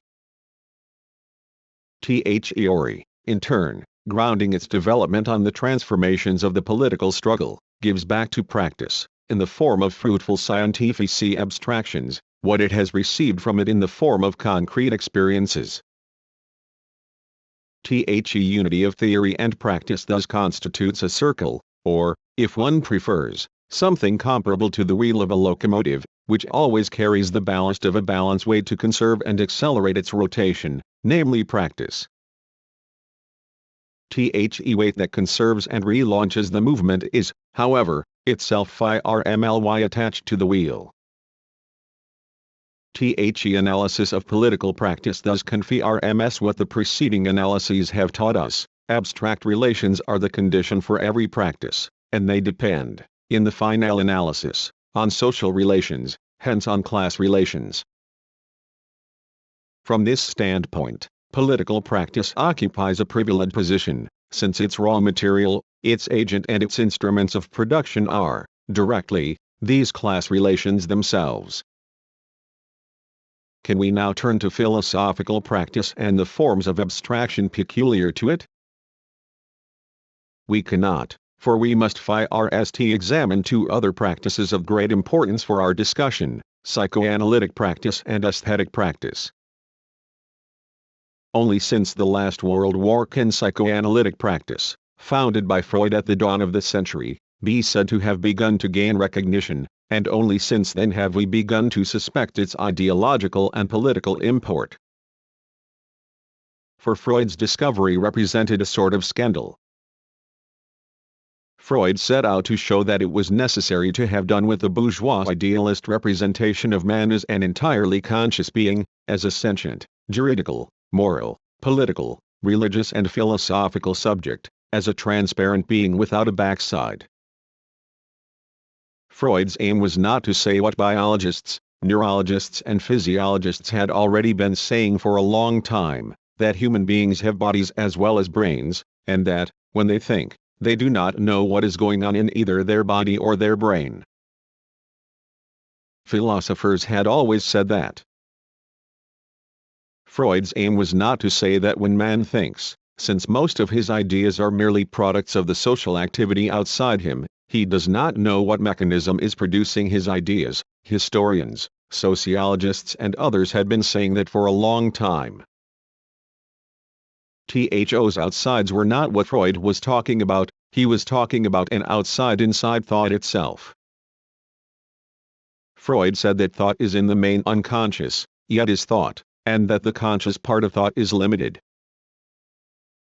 Hence he no longer talked about consciousness or the conscious subject, but about a psychic apparatus that thinks by itself, without a subject, and imposes its unconscious thoughts on that part of itself endowed with preconscious and conscious thought. François Mauriac tells us that he was persuaded, as a child, that grown-ups did not have rear ends. In sum, humanity did not believe, until Freud, although it had suspected it before him, that thought had a rear end. That behind consciousness, attached to it as its truth, is an unconscious which, in its fashion, thinks. His unconscious consisted not of biological or social reality, but of a very special kind of immaterial reality. 14 Psychoanalytic practice. Christian philosopher Malebranche had already said, albeit with reference to God, he acts in us without us. One due allowance made, the Freudian unconscious behaves the same way. Something, an id, unnameable, without a subject, acts in our psychical apparatus, and thus in us, without the sanction of our conscious will, governing even our conscious thoughts and acts. Concrete examples of this reality were not far to seek, they could be found in dreams, everyday life or the strangest instincts. Diderot discerned, in the Enfants Sauvages, the same story that Sophocles had put on stage, about a son who kills his father and marries his own mother. Left to themselves, these children would try to kill their fathers and sleep with their mothers. A strange instinct indeed, for it was a stranger to all reason. It had the character of an impulse, like hunger, but had no comparable motivation. For what was to be gained by this murder and this incest that could not be had at no risk in other sexual relations? In this case, every individual, or at all events every child, is acted in himself and independently of his will by a force stronger than he is. And what shall we say about these slips of everyday life, these acts that are without reason, yet are stronger than any reason? That are seemingly meaningless, yet testify to an unconscious desire to forget some detail or reactivate some memory, in short, to fulfill one or another unconscious desire? Freud deciphered them with disconcerting ease, just as he deciphered dreams. An ancient human tradition had attributed powers of divination to dreams. This recognition reflected people's unconscious desire to control their future. When one went into detail, however, how many unconscious desires were revealed by analysis of the strange narrations that people in the waking state produced about what they had dreamed while asleep and had saved from oblivion so that it might be recounted. Freud discussed the realization of desire in the same terms, Wunscherfüllung, that the German philosopher Feuerbach had used 50 years earlier to discuss religion. 3the task, then, was to explain all these facts, there for all to see, and draw the lessons they had to teach. Th's was the accomplishment of Freud, who came round to presupposing the existence, behind these acts and their consciousness, of an unconscious apparatus in which unconscious desires were at work, propelled by drives, forces located on the borderline between the psychical apparatus and the biological, and invested, in accordance with laws of economic and dynamic distribution, in very specific formations known as fantasies, few in number and very strange. By fantasies, phantasms, Freud meant fancies, fantasies, imaginary but unconscious representations that were autonomous and powerful. Tha existed thanks only to the way they were arranged on a certain stage, where they figured one beside the other in relations of affinity or antagonism. Tha seemed to represent, in the element of the unconscious, configurations similar to real situations stemming from earliest infancy. In real infancy, there is the child, its mother, its first love object, and its father, plus brothers and sisters. Among these real personages, there exist relations of dependency, love, fear, rivalry and so on, of which the infant gradually acquires an experience that is either gratifying or disappointing.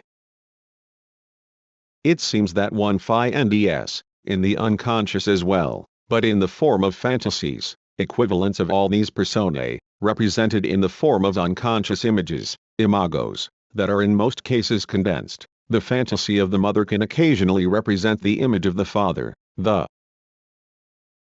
fantasy of the child itself can also represent the image of the father or mother and so on. The most remarkable thing, however, is that the relations between these fantasized personae appear on the scene of the unconscious, that other scene, Freud, as linked to one another by sexual desires. The infant does in fact desire to sleep with its mother, whose persona is gradually put together from partial objects such as the breast, face and so on, the sole objects apprehended in the first moments of a child's existence. Let us note that Freud discovered the existence of infantile sexuality less by setting out from concrete observations, although that too is possible, than by analyzing adults' fantasies in the psychoanalytic cure. Declaring that infantile sexuality existed, in defiance of a culture that had always fiercely censored it, created no mean scandal. It was, however, necessary to hypothesize its existence in order to explain all the facts offered by the experience both of everyday life, dreams, etc. and of the analysis of the unconscious of adults in psychoanalytic treatment. In the absence of such a hypothesis, all these facts would have remained unintelligible. Freud's work on these facts led him to forge specific abstractions to account for them, the well-known topographies. 4. The term topography designates a certain arrangement in an abstract space, in which there figures a certain number of definite realities that play a particular role as a function of their properties and, above all, their interrelations. Thus Freud initially put the unconscious 5, so designated in order to break with all notions of consciousness and the subject, in place in the Phi-Rst topography. Above the unconscious, the side of unconscious thoughts, or drives and fantasies, he put the preconscious, the side of thoughts that are not conscious, but can become conscious at will, ordinary memories. Above the preconscious, he put not consciousness, but the conscious, the organ of perception and action. Between the group conscious-preconscious, on the one hand, and the unconscious, on the other, he introduced the bar of repression, an unconscious force that prevents unconscious thoughts from emerging in consciousness and maintains their effective force at the heart of the unconscious. The unconscious was a general reservoir of energies whose forces were distributed, in accordance with a strict economy, in the preconscious and conscious, where they induce the strange phenomena that are frequently observed. Th's abstraction seemed sufficient to account for the facts.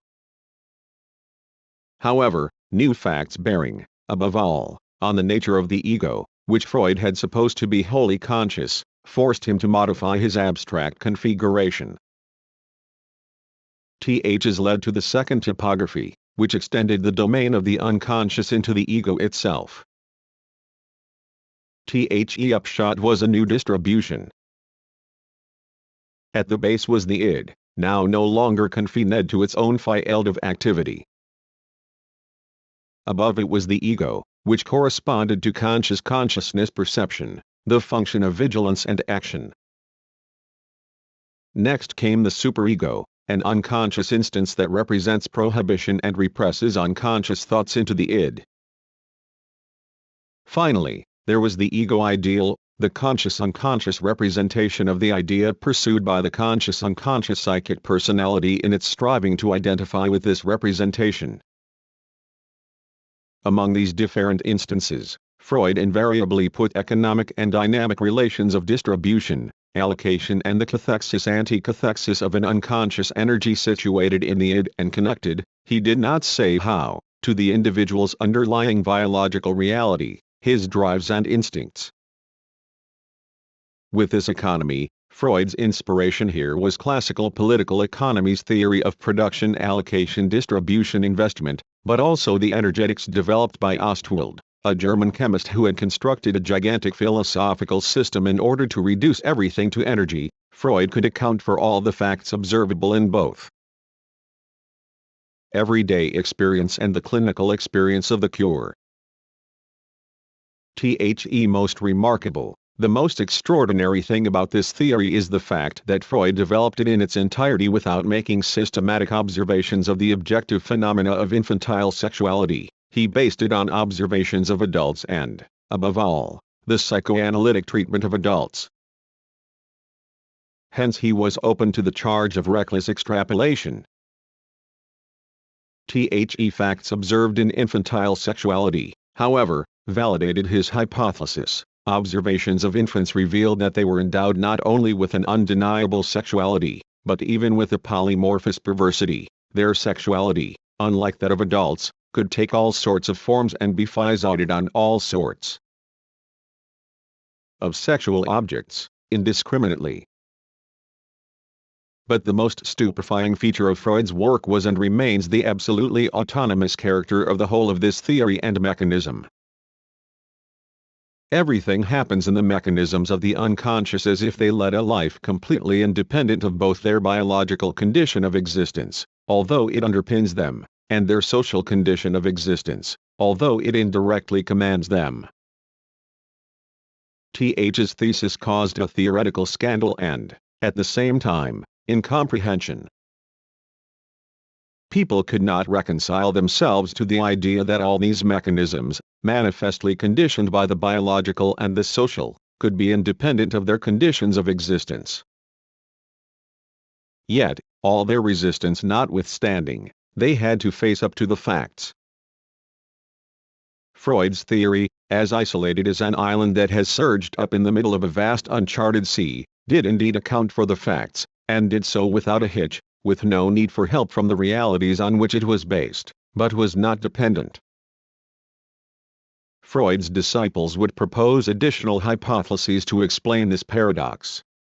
Jung appealed to a collective unconscious with social or biological origins. Reich appealed to familial structures projected onto the superego, and so on. Freud remained fiercely opposed to all these extrapolations, sticking to the facts and the explanations that he had advanced. The result was crises and splits in the psychoanalytic movement that have yet to be overcome. Was the task, in this conjuncture, to attach psychoanalytic theory at all costs to the realities on which it seemed to depend, such as neurobiology or the theory of social and familial structures, and thus to Marxism, at the risk of lapsing into the arbitrary, dangerous constructions just mentioned, and accordingly, to deduce Freud's theory from biology or historical materialism? Experience showed that this was to lapse into intellectual adventurism, as is proven, in particular, by the attempts of Reich and his disciples, who, despite their ambition, had no political purchase on the realities that they claimed to grasp. Was it preferable to put the accent, as Lacan is doing today in France, on the real autonomy of psychoanalytic theory, at the risk of its temporary scientific isolation, but also at the risk of its solitude? Th's attitude appears to be more correct, at least for the moment. One sometimes has to agree to leave a theory in a prudent state of scientific incompletion, without anticipating the discoveries of neighboring sciences. For experience also shows that one cannot decree the completion of a science. At all events, the experience of the history of psychoanalytic theory demonstrates that objective abstractions which are not ideological, but are not yet scientific, can and must remain in this state for as long as the neighboring sciences have not reached a level of maturity that makes it possible to reunify neighboring scientific continents. Just as it takes time to bring the class struggle to its term, it also takes time to bring the constitution of a science as a science to its term. Moreover, it is by no means certain that psychoanalytic theory can ever take the form of a science in the proper sense of the word. But, whatever its theoretical destiny, the most noteworthy feature of psychoanalytic theory is its relation to practice. We should here note the crucial point that Freudian theory could only be developed on the basis of a specific practice, that of the cure, or the transformation of the fantasy relations in an individual's unconscious, and that it could advance only by producing a practice constantly adjusted in the course of the psychoanalytic experience, that of the cure. What is the cure? It is an experimental situation that is in many respects comparable to the experimental setups and montages of the well-known experimental sciences. At the same time, however, it is a practical situation that precipitates transformations in its object thanks to instruments of a particular kind used to produce such effects. The cure brings together, in the seeming solitude of a tete-a-tete that is in fact dominated by a third party, the psychoanalyst, the laws of the unconscious and the patient, whom some, Lacan, call the analysand to emphasize the fact that he is, ultimately, the driving force behind his own transformation, in a sense, the physician healing himself discussed long ago by Aristotle. The psychoanalyst is only there to punctuate, Lacan, and inflect the analysand's discourse, fraught with unconscious meanings. In the beginnings of psychoanalysis, treatment was basically reserved for neurotics, patients who, unlike psychotics, that is, madmen, maintain contact with the outside world, yet have a profoundly perturbed relation to it. Today, especially after Melanie Klein's work, psychoanalysis is also making a start on psychotics, or the med properly so called. In the psychoanalytic cure, we again find mutatis mutandis, are categories of practice. The raw material is the patient himself, his unconscious, and the effects that the pathological configuration of his fantasies has on his conscious and his practical attitudes in life. The instruments used to produce the effect known as the cure are, firstly, unconscious identification with the psychoanalyst through transference and, secondly, the working through, durcharbeiten, of unconscious fantasies by the analysand and psychoanalyst. The transference takes, if it takes, only after some time, when, at the end of a certain number of sessions, the patient succeeds in identifying with the psychoanalyst, treating him as a surrogate for a parental personage, father or mother. He then projects his own unconscious desires onto the psychoanalyst, that is, attributes them to him as if they emanated from this real personage, who listens while saying nothing, or almost nothing. Since the patient can and must say everything without restraint, he manages to express his unconscious desires in this strange situation. He thinks he is saying one thing, that he is expressing a demand: help me, love me, and gradually comes to see that he is saying something quite different, since he is expressing an unconscious desire: I want to kill you, I want to die, I want to be all-powerful, I want to be loved. Little by little, this contradiction becomes active and, by comparing his conscious thoughts to his unconscious desires, the patient eventually puts the former to work on, durcharbeiten, the latter and the other way around. Ultimately, this brings about a redistribution of his affects, profound, unconscious emotional attachments to certain unconscious fantasy images, and a re-equilibration of his conscious and unconscious psychical apparatus as a whole. It is at this point 7 that the cure intervenes, the final moment of which is the dissolution of the counter-transference. For the psychoanalyst, contrary to the approximative idea that makes him an unmoved mover akin to Aristotle's distant and impassive God, invests the patient with unconscious desires of his own, in the sense that he wants to keep the patient with him or else wants to be rid of him. Too soon.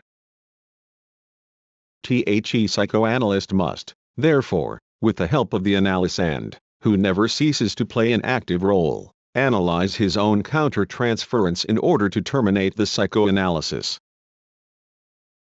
When neither the transference nor the counter-transference is dissolved, the cure can become the interminable psychoanalysis that Freud described in his last texts.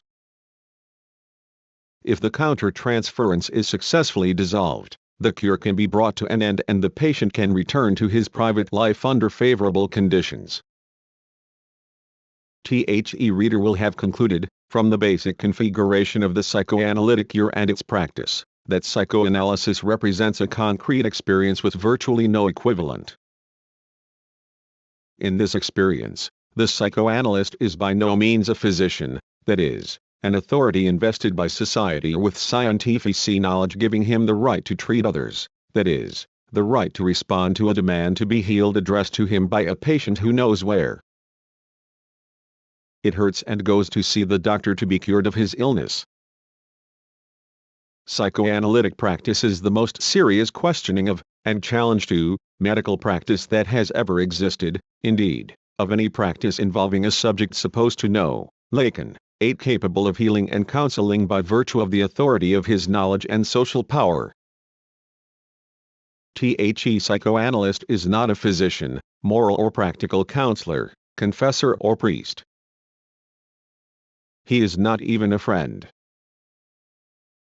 He is simply the mute agent of a process without a subject in which fantasies, his own, confront, silently but concretely, someone else's fantasies, the analysands, in an effort to re-equilibrate them until they are in a state that puts an end to the troubles affecting his psyche. By thus introducing a new practice into the world of the practices, psychoanalysis produced phenomenal effects in ideology and philosophy. amid the massive domination of bourgeois legal, moral and religious ideology and philosophy, amid the massive domination of the philosophy of consciousness and the subject. Husserl was Freud's contemporary. Psychoanalytic theory proceeded to stage a veritable Copernican revolution. Before Copernicus, people thought that the sun revolved around the earth. Copernicus imposed the objective truth that the earth revolves around the sun. Before Freud, it was thought that everything in man revolved around his consciousness, that the essence of man was consciousness. Freud imposed the truth that consciousness is merely a derivative effect, and that human consciousness revolves around the unconscious. Ths dealt moral, legal and religious ideological prejudices a blow that might well have been mortal, had they not been shored up by the entire traditional bourgeois order. Ths Freudian critique of Homo psychologicus, man, an essentially psychological being, comparable, in the history of ideas, only to the Marxist critique of Homo economicus, man is defined by his economic needs, had major repercussions on all of philosophy. Lacan has played an important role in France in compelling recognition of these effects, even if he was to interpret them in a disputable way. 9. A certain junction between Freud's and Marx's materialist philosophies appeared, producing certain interesting results that bore no relation to the adventuristic enterprise of a Reich in an earlier period. 10. What lessons should we draw from the sudden emergence of this unprecedented practice of Freud's? Firstly, that practices can surge up on the basis of millennial experiences left unexplored and can completely transform a field of experience. Secondly, that these practices always erupt under the domination of determinate abstract relations, even if they are constituted in an altogether paradoxical way. It is enough if they turn out to correspond to the nature of the unprecedented object that has surged up in knowledge. Finally, that even when these relations are as unusual as the relations of psychoanalysis, relations of transference between unconsciouses, they are decisive for both the theory and the practice in question. To this it must be added that psychoanalytic practice further enriches Aristotle's ancient intuition about praxis, for it is the subject himself who produces his own transformation through the intermediary of the psychoanalyst. In this respect too, psychoanalytic practice is similar to revolutionary practice, with the difference that the two practices obviously do not have the same object, inasmuch as psychoanalysis changes only the internal configuration of an individual's unconscious, whereas revolutionary practice changes a society's class structure. Th's last comparison is not without consequences that are theoretical and practical alike. For Freud himself had already noticed something like a parallelism. Compare the Spinozist thesis, 11 between unconscious imagos and the social figures of the familial personae, between the mise en scene of the unconscious and that of the family, between social censorship and unconscious repression and so on. Yet Freud was careful not to go beyond this simple suggestion. Had he not been, he would have fallen into the sociologistic error of treating unconscious imagos as straightforward reproductions or images of the social personae of the family.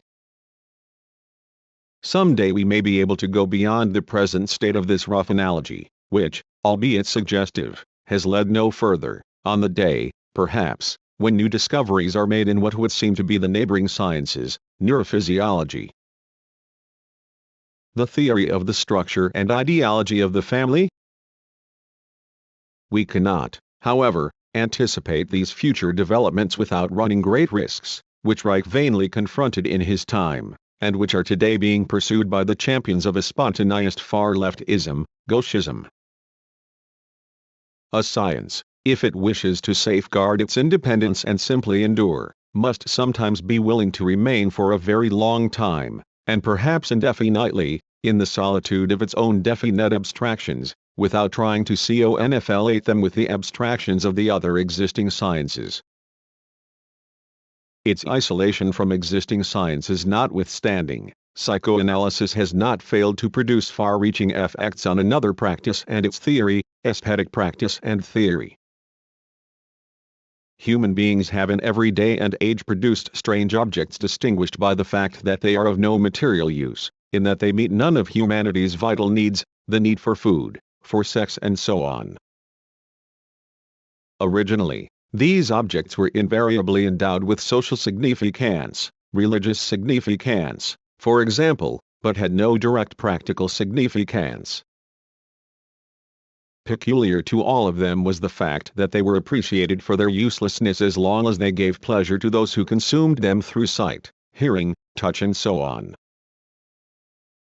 In these singular objects, we find the earliest evidence of what would later become objects of art. But we also find in them, from the outset, the double character that was to be their hallmark. They were useless, to be sure, but they were social. To be beautiful objects, they had to be recognized as such by the social group. Yet the social group saw not only the beauty of forms or sounds in them, but also, by way of this universal recognition of a common essence, its own, that of its own social unity.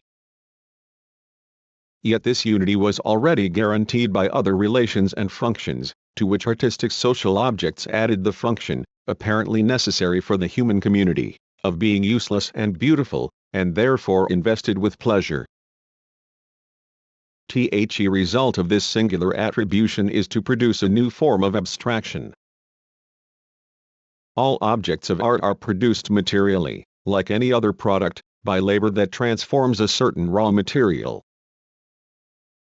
The result of this material transformation, however, is to produce not a useful object with the capacity to satisfy people's vital needs, but an object with the capacity to procure them a special pleasure, a pleasure that costs nothing and involves no danger, a fictive triumph, Freud produced.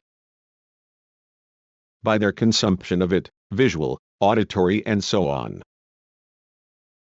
In a word, the abstraction of the production of objects of art presents itself in the paradoxical guise of the production, exhibition, 15 artistic practice, presentation, representation, of a certain, apparently raw, material, stone, wood, sound, invested with form. Abstraction thus presents itself in the form of a concrete object in which matter is, as it were, proffered completely naked in the aesthetic form enveloping it. The necessary abstract exists in the form of a useless concrete. The characteristic feature of this concrete, however, of this work of art, sculpture, painting, music and so on, is to please, even when it represents the horrors of a tragedy for its spectators. Why do works of art move us? Marx said, about ancient tragedy, that it moves us because it is the childhood of humanity, and people take pleasure in their childhood. Aristotle said, more profoundly, that a spectacle is like a purgation which imaginarily frees men of their terrors and allows them to feel, in the face of something terrible, the pleasure of a relief that frees them from an action that they can watch and thus need not accomplish. 3. It is all profit at no cost. They desire a forbidden or impossible act, and it unfolds before their eyes without danger. Taking up this intuition, Freud sees the fulfillment of a desire in the work of art, a fulfillment that is imaginary, as in dreams, and thus objectively without effect, but subjectively pleasant to contemplate. 4. That people feel a need to experience, in the form of an imaginary pleasure, the satisfaction of a desire that they cannot fulfill, because, as in utopia, the conditions for its fulfillment have not been met, or because a social taboo prohibits fulfilling it, would appear to be a fact that is both undeniable and seemingly indispensable to the functioning of social relations. Just as there are incidental expenses of production in every mode of production, products that serve to produce certain effects, while serving no purpose in and of themselves, so there seem to be, in the reproduction of social relations, aesthetic incidental expenses, of use in the production of other effects while serving no purpose in and of themselves, no purpose other than to produce an imaginary pleasure. What purpose can this imaginary pleasure possibly serve?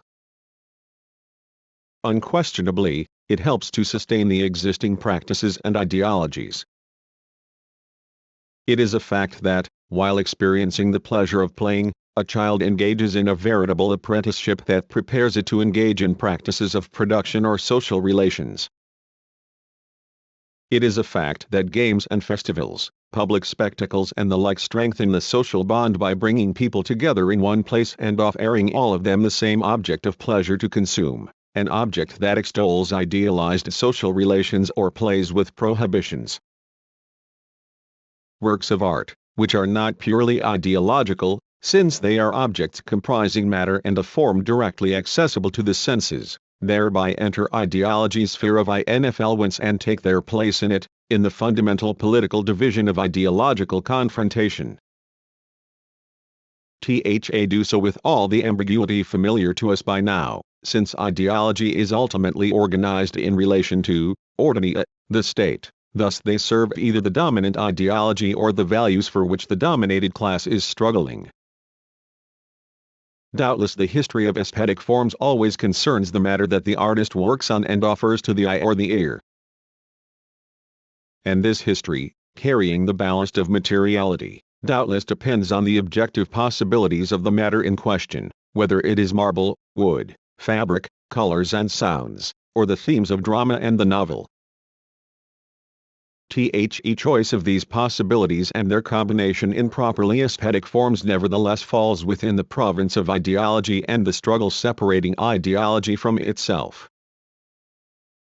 Th's paradoxical condition explains the illusion of both the artist who believes that he is engaged in purely artistic work, and the consumers of his product, who believe that they are engaged in an act of purely aesthetic consumption, whereas what is essential takes place behind their backs. Hegel. 5. In an ideological confrontation that constantly seeks to enlist works of art in the service of its cause,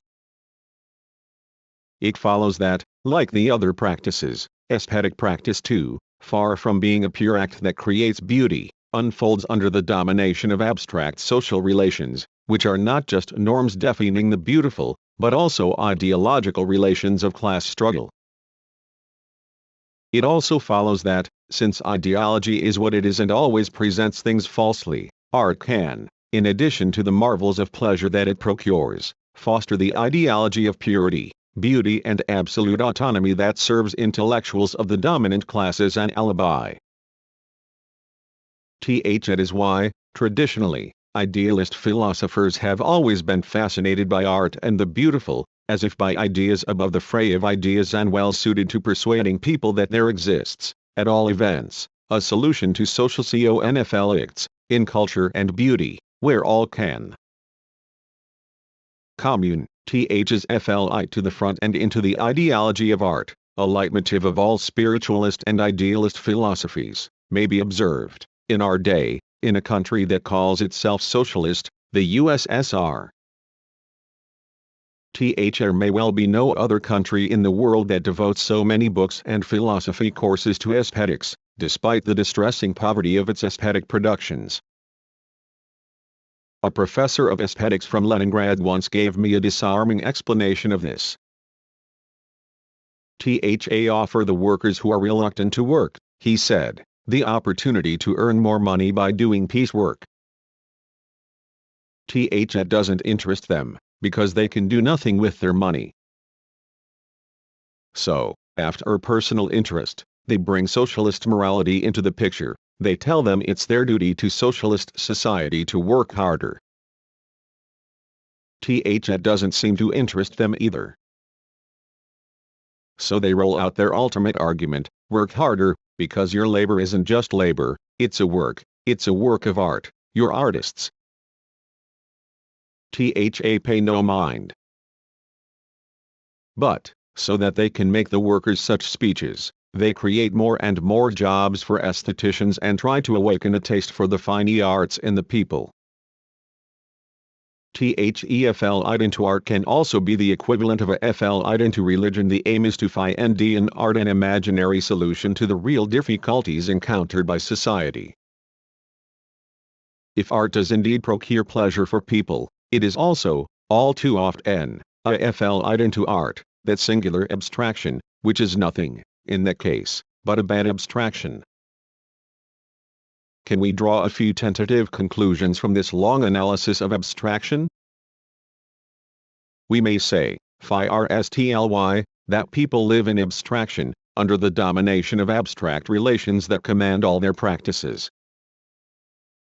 We may say, secondly, that there is no abstraction in general, but that there are different types and levels of abstraction, depending on the different practices and different types of practices.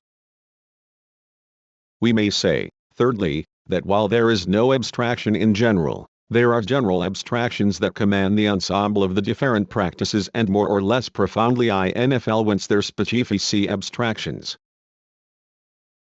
These general abstractions are the social relations, relations of production, circulation and distribution, political relations and ideological relations, all of them organized in relation to, ordines o class relations and the class struggle.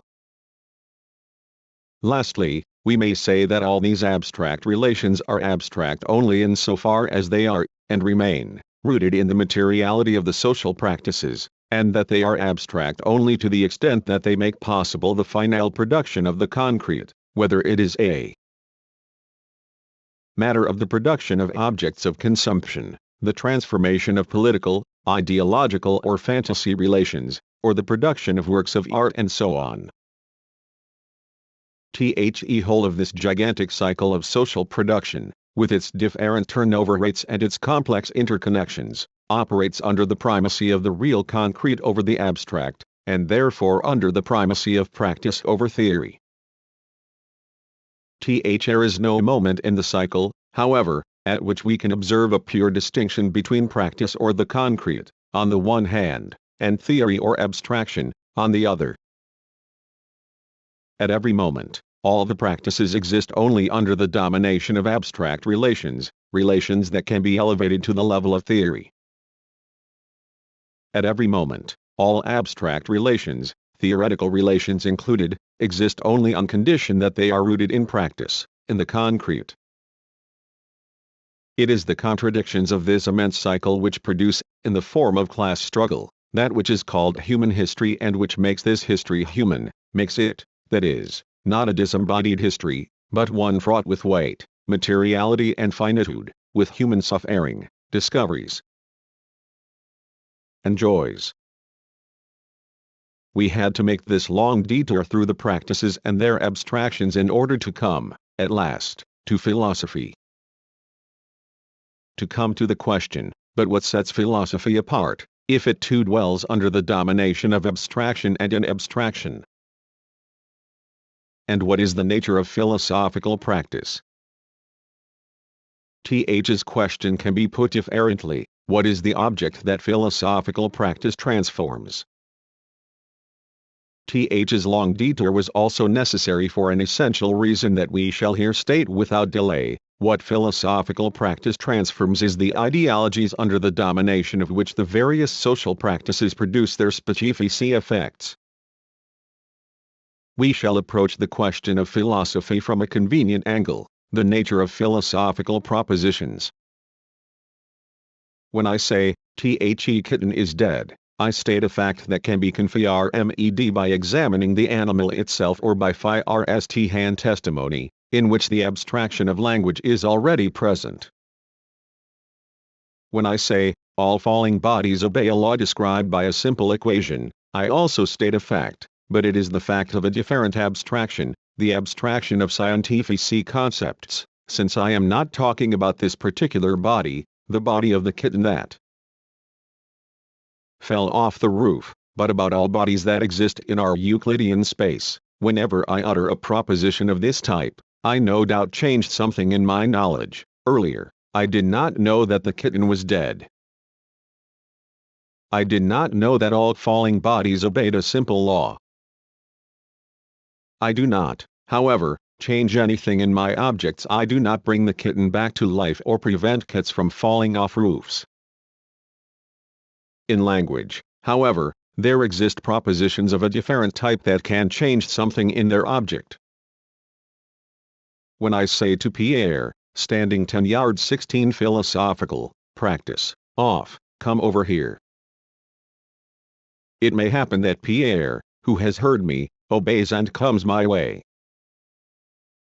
In this case, my summons has changed something in the order of things, since Pierre has moved from one place to another. When someone knocks on my door and I say, "Who's there?"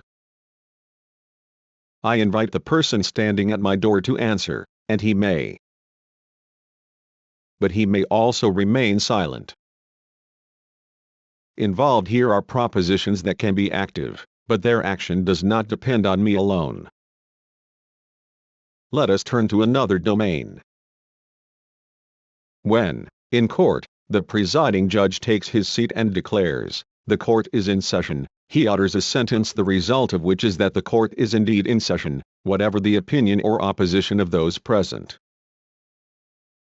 The English linguist Austin calls such propositions performative, in other words, directly operative, producing their effect simply by virtue of being uttered.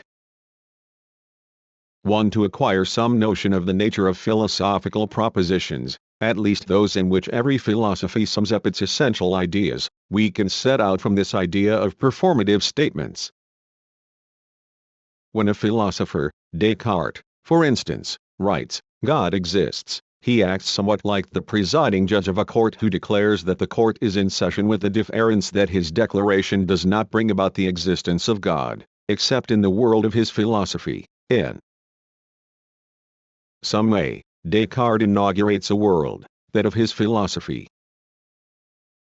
His sentence makes God exists for him, for he immediately sets about reasoning as if God really did exist, without once doubting it, given that all the other propositions of his philosophy are premised on God's existence. Thus a philosophical proposition does not resemble the passive propositions that merely convey knowledge of a fact, "The kitten is dead," or a law, "The law of falling bodies, D equals 1/2 gt2. A philosophical proposition is an active proposition which produces a certain effect of existence, which, consequently, makes something called God pass from nothingness to being, with a proviso that what is in question is not this God's real existence, but only his philosophical existence, his existence in the philosophy of his author and the latter's disciples. Ths give us the converse of this property as well. The same philosophical proposition provides us with no objective knowledge, although it constitutes an undeniable piece of knowledge for the philosopher who states it. From this, we can see straight away that if philosophy acts, it does so only in philosophy, not in the real world. These simple remarks are enough to turn all our naive beliefs topsy-turvy. We thought that philosophy provided us with the highest kind of knowledge, the knowledge of all things, of their essence, but we have just seen that it merely provides us with knowledge that is undeniable, but only for the philosopher who states it. We thought that philosophy was contemplative, that is to say, passive before its object, but we have just seen that it is active. Finally, we thought that philosophy had to do with real objects, but we have just seen that it produces before our eyes, for itself, something that has nothing to do with real objects. We are in a state of utter disarray.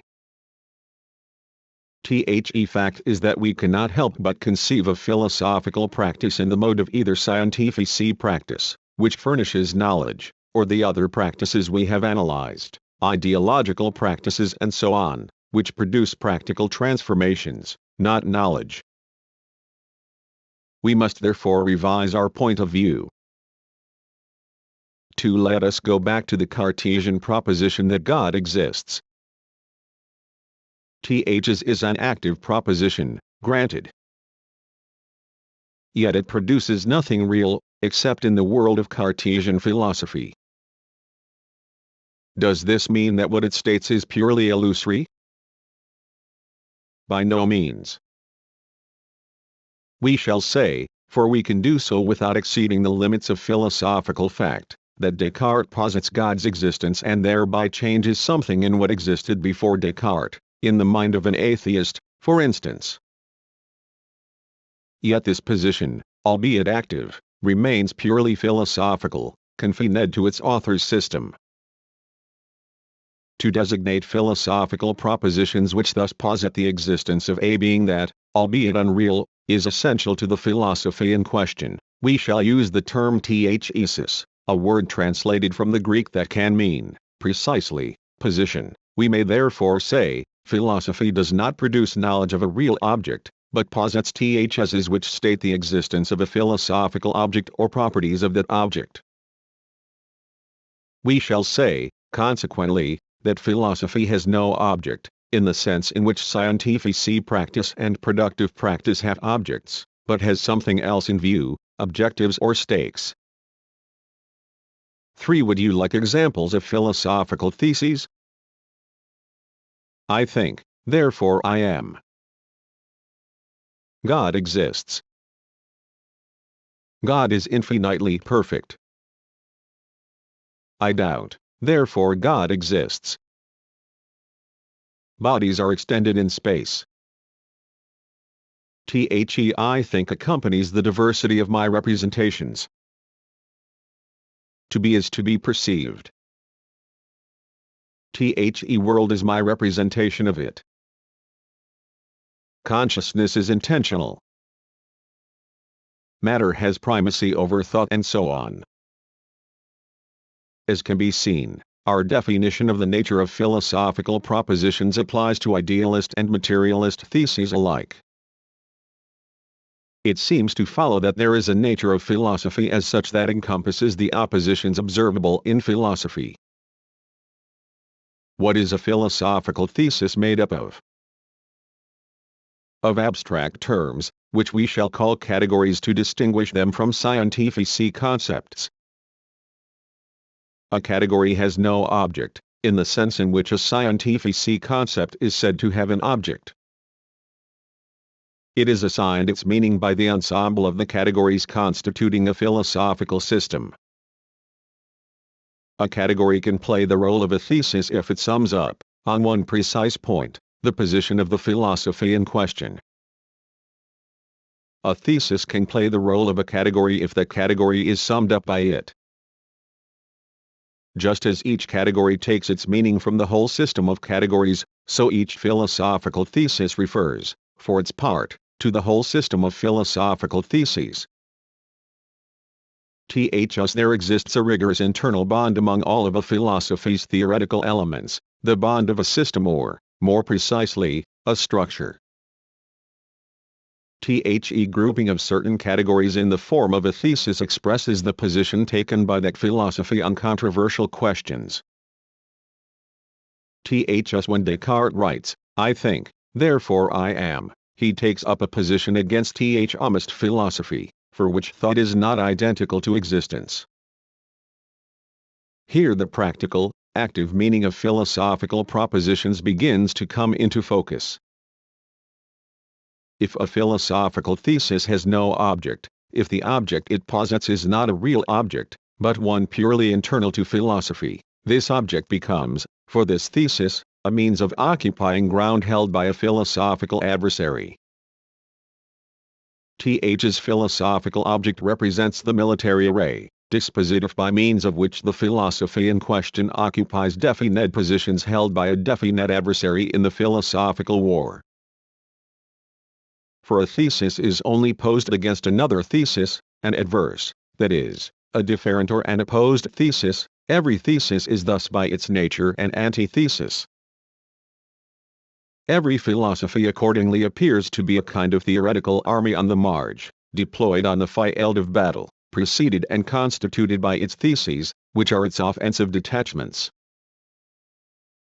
Their mission is to occupy the contested ground that the adversary already occupies, or intends to occupy.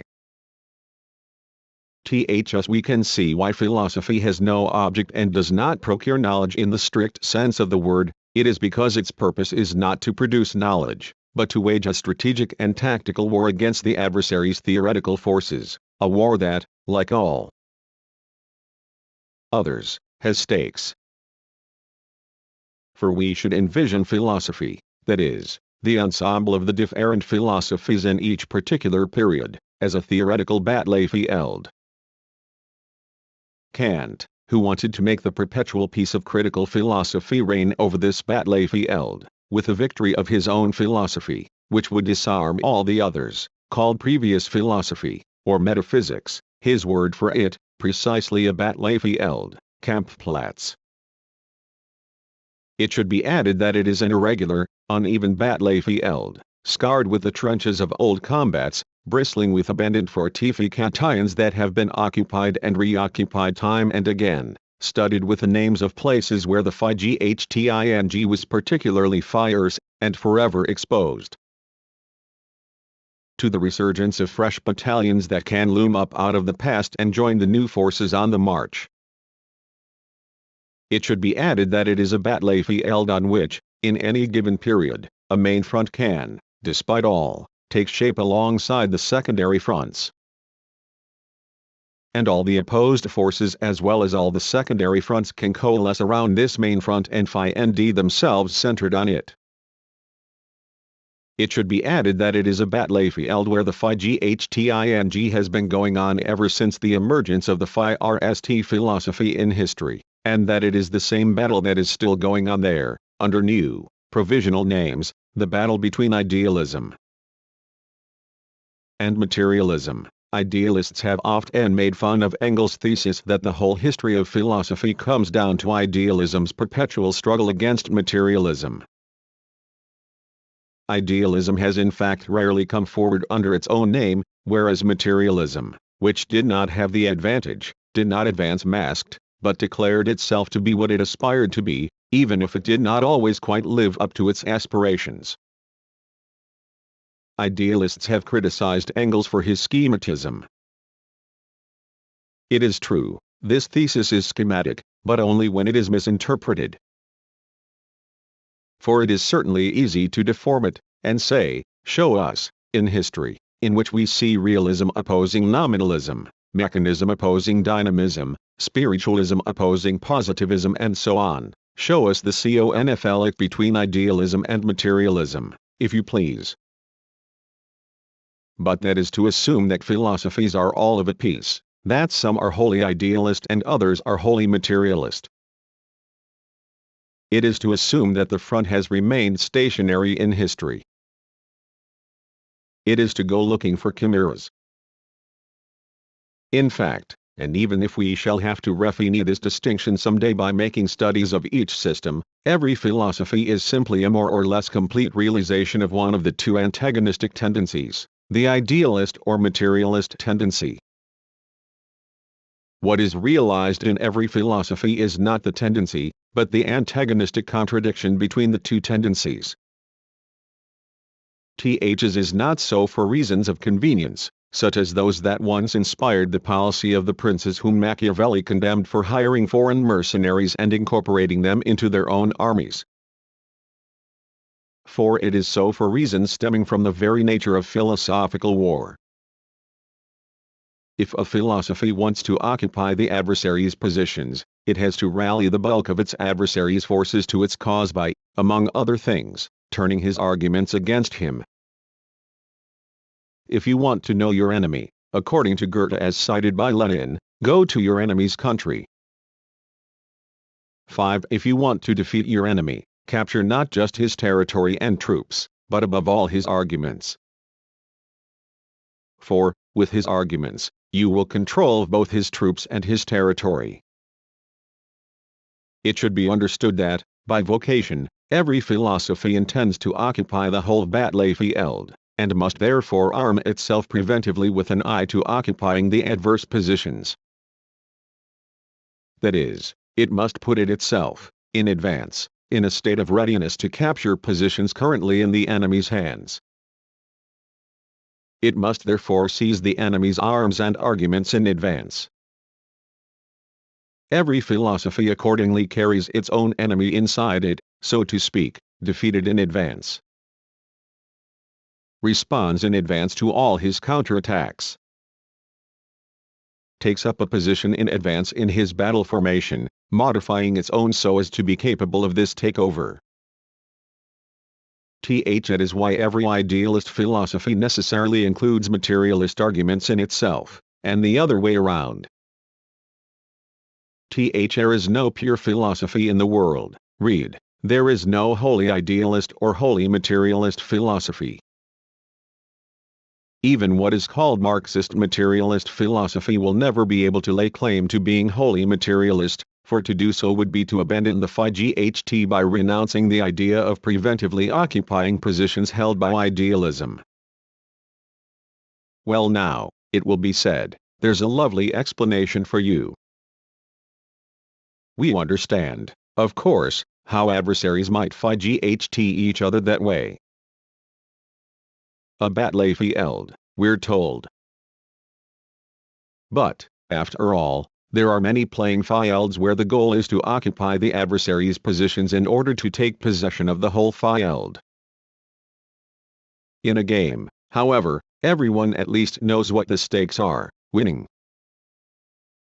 And everyone knows it's just for fun. Once the game is over, the players leave the field.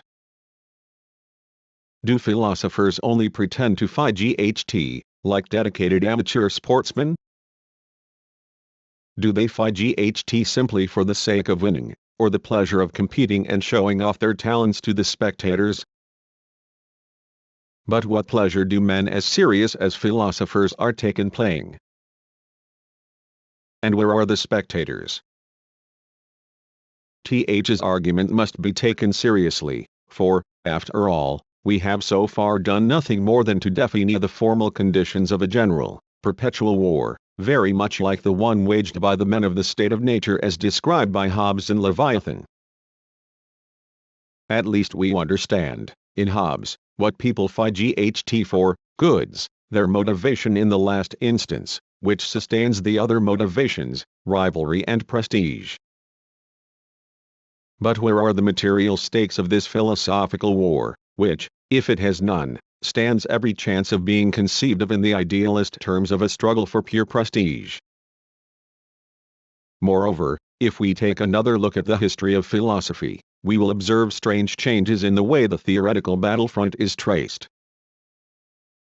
Sometimes the phi-GHT is over politics and morality, Plato; sometimes, a very serene phi-GHT in this case, over mathematics, biology, rhetoric and virtue, Aristotle; sometimes over falling bodies, Descartes; sometimes over substance, Spinoza, Hume; sometimes over the pure sciences, Kant, and so on. If the front shifts this way, if a desperate battle is engaged for this or that unexpected salient, if the same combat is endlessly restaged for such diverse objectives, the reason is that the philosophical war shifts this way and that on its own battlefield in obedience to a course of events which, albeit absent from that field, have so profound an impact on it that they can precipitate such shifts, events in the history of scientific discoveries, events in the history of politics, morality, religion and so on. Thus there are real stakes in this make-believe war, serious stakes in this semblance of a war.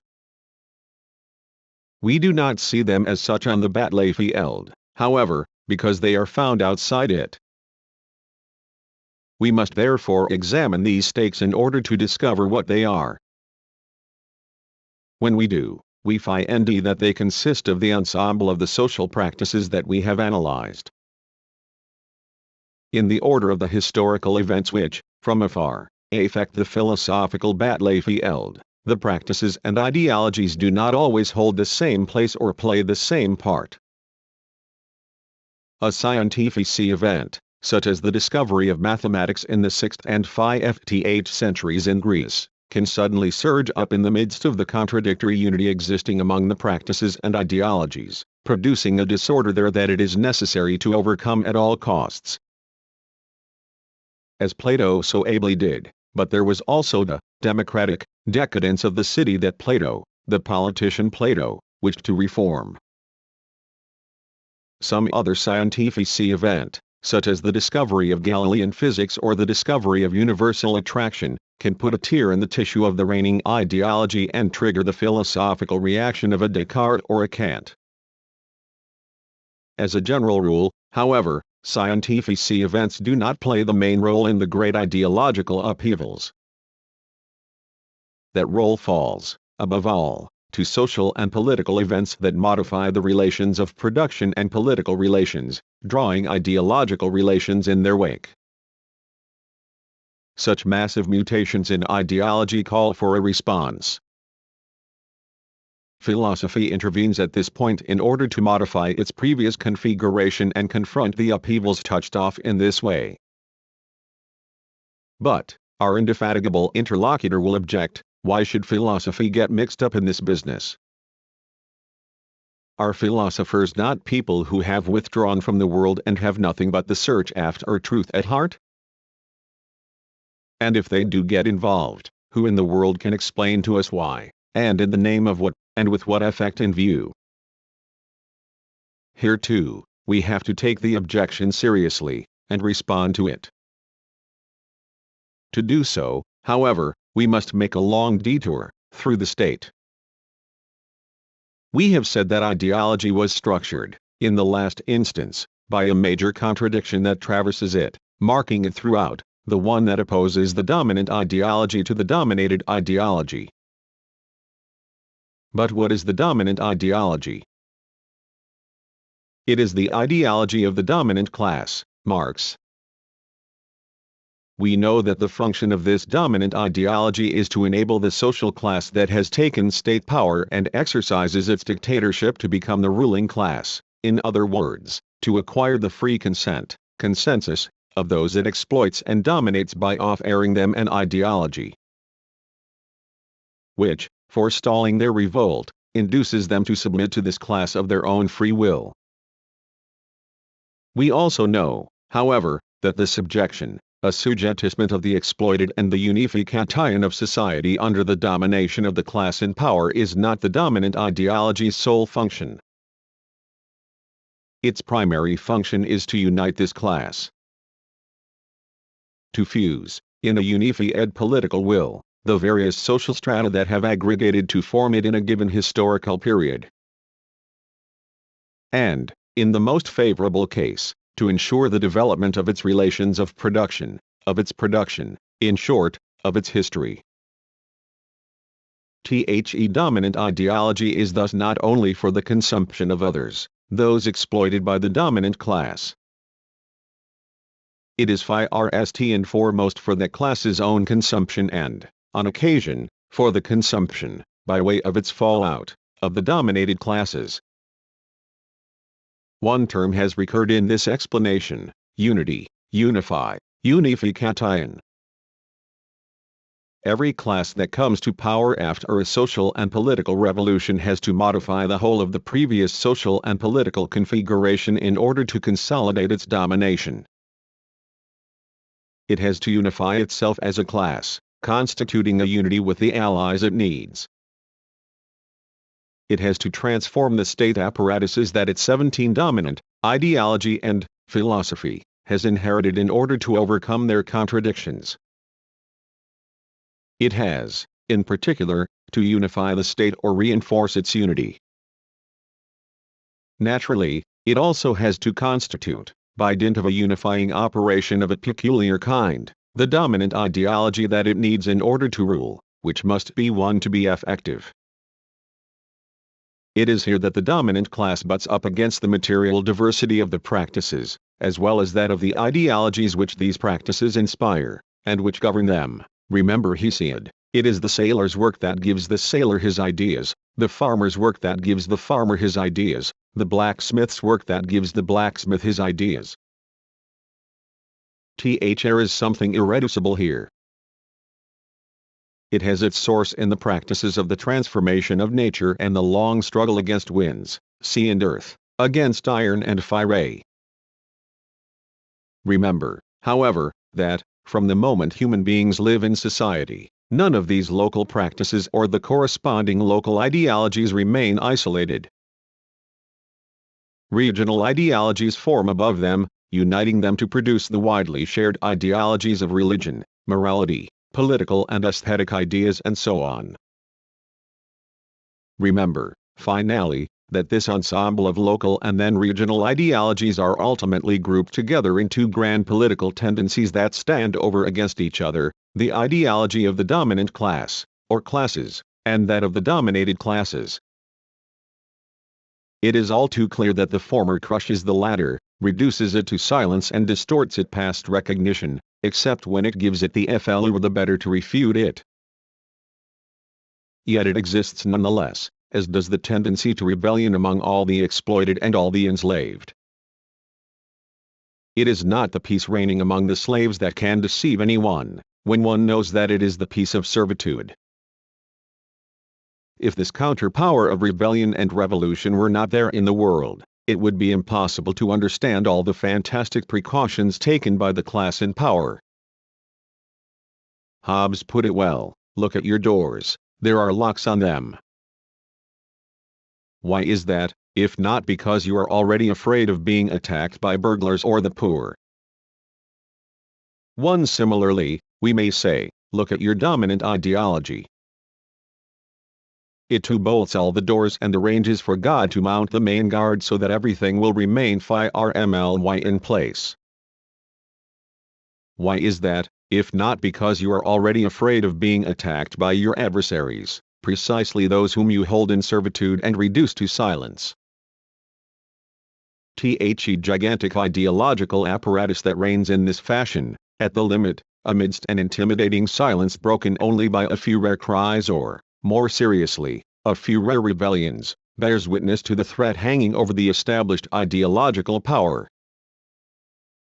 It is therefore a matter of the utmost necessity and the utmost urgency that the dominant class unify its ideology as a dominant ideology. To do so, it must first take stock of the state of the front end of the ideological arguments, laying hands on whatever may be of use to it. It doesn't much matter who has come up with such and such an argument, provided it can serve my cause. What the dominant class finds this way, however, it finds scattered here and there.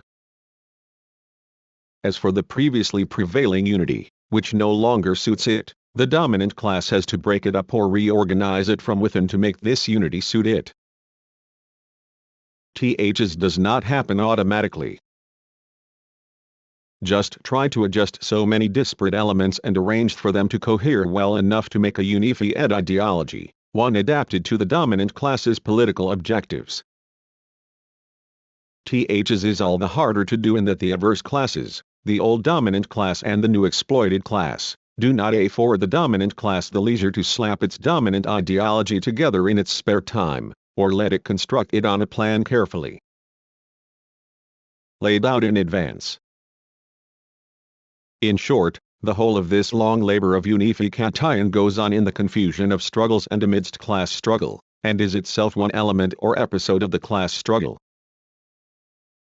Consider Plato, this aristocrat, who despised Athenian democracy and looked back nostalgically to the day when the big landed proprietors had ruled Greece. Plato, who was grappling with the eruption of mathematics and the hair-splitting of the sophists, men rather like the technocrats and demagogues of their time. This aristocrat had to draw himself up to the lofty height of philosophy, his philosophy, to combat the friends of the earth and send a giant war machine out onto the field of battle. Plato discussed everything, every practice, every trade, every idea.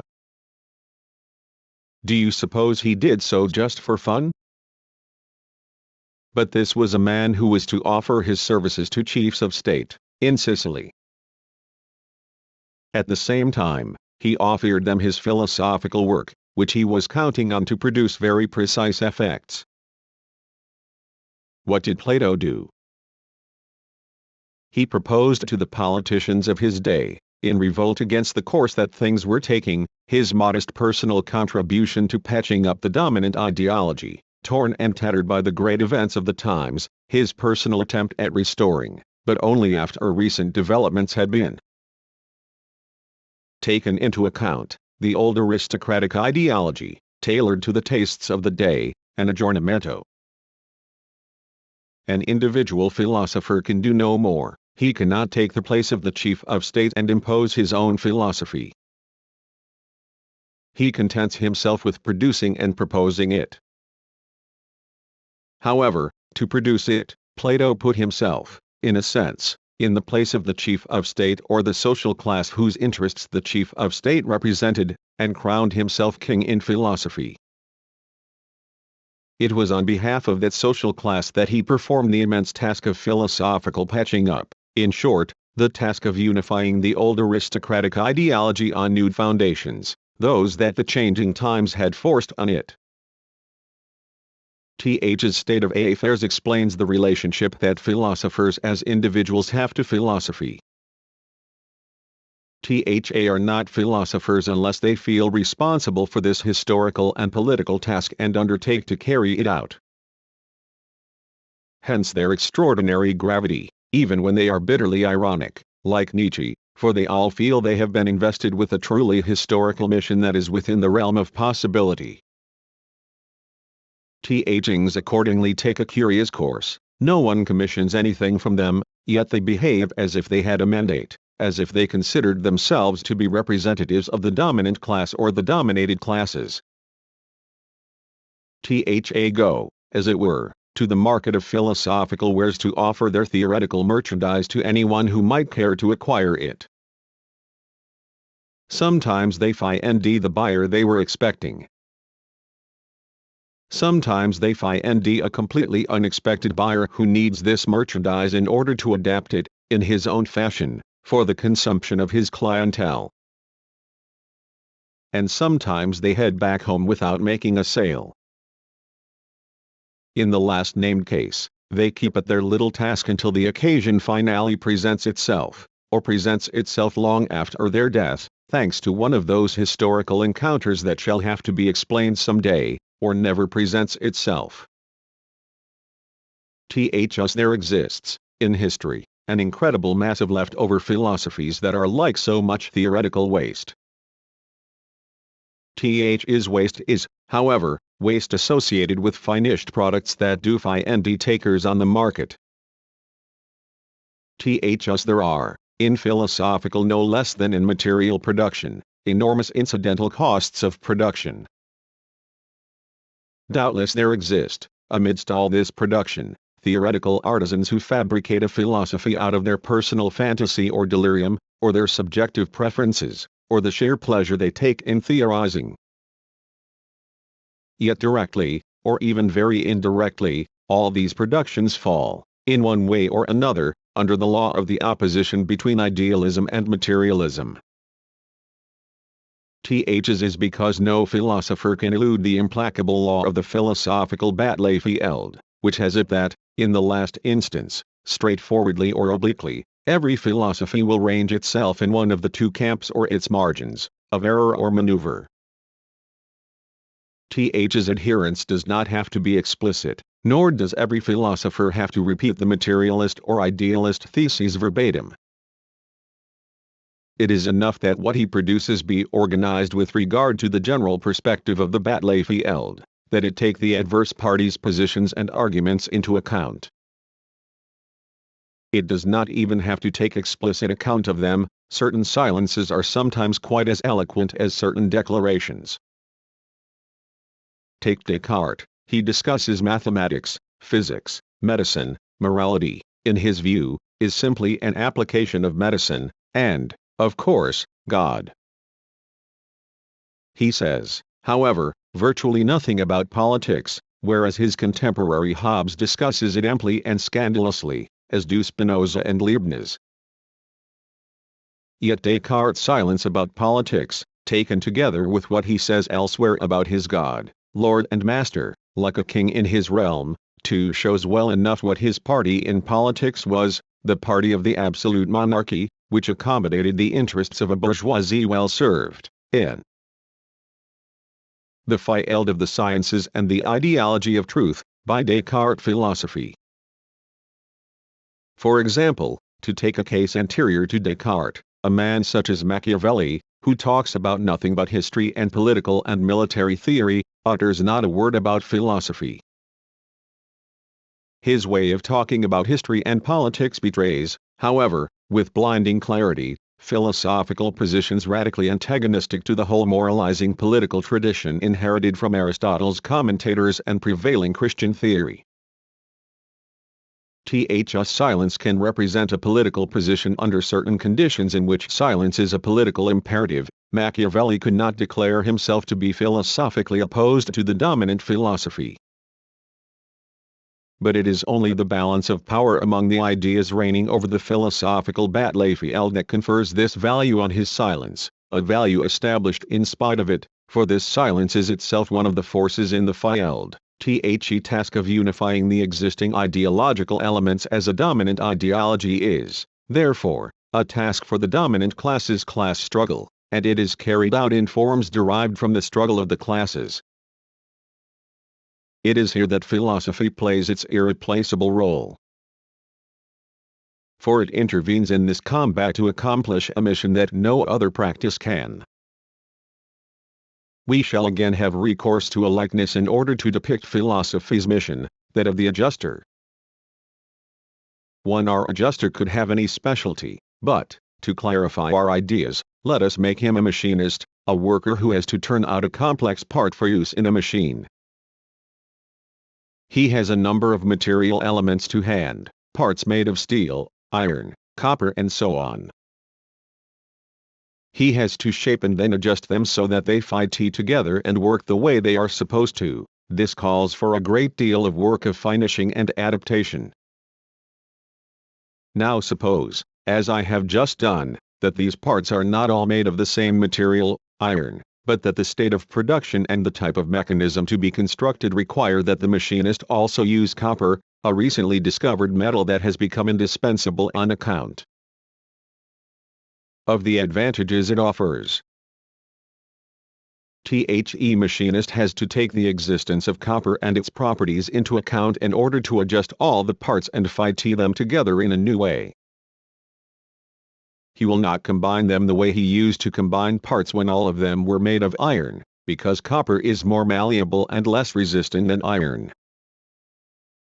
In making his adjustment, he will make allowances for the fact that this new part is made of copper, and the result will be a new way of fitting parts together. A new way of adjusting and combining them and, at the limit, a new adjuster. For it is quite possible that someone good at assembling iron parts will find himself at sea when a copper part suddenly pops up among them. Things happen much the same way in philosophy. Or, rather, philosophy itself becomes necessary with the discovery of a new metal that suddenly appears among the old, familiar metals. For philosophy was not always needed to unify the ensemble of ideological elements. In the history of the great majority of societies, philosophy as theoretical laboratory, religion played this unifying role for a very long time. Grand myths about the existence of God, the creation of the world and final salvation sufficit, all human activities and the corresponding ideologies could find their place in them, thus constituting the unified ideology that the dominant class needed to ensure its domination. Day came, however, when a new type of knowledge erupted in history, not technical or ideological, but scientific knowledge.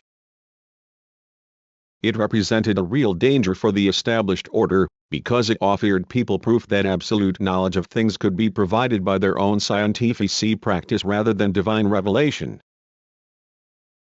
Hierarchy of powers in which religious knowledge went hand in hand with political authority risked being undermined as a result.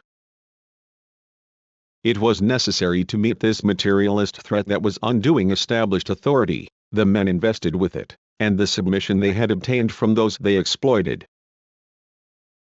It was necessary to take possession of the new practice and its power and subordinate them to the established order.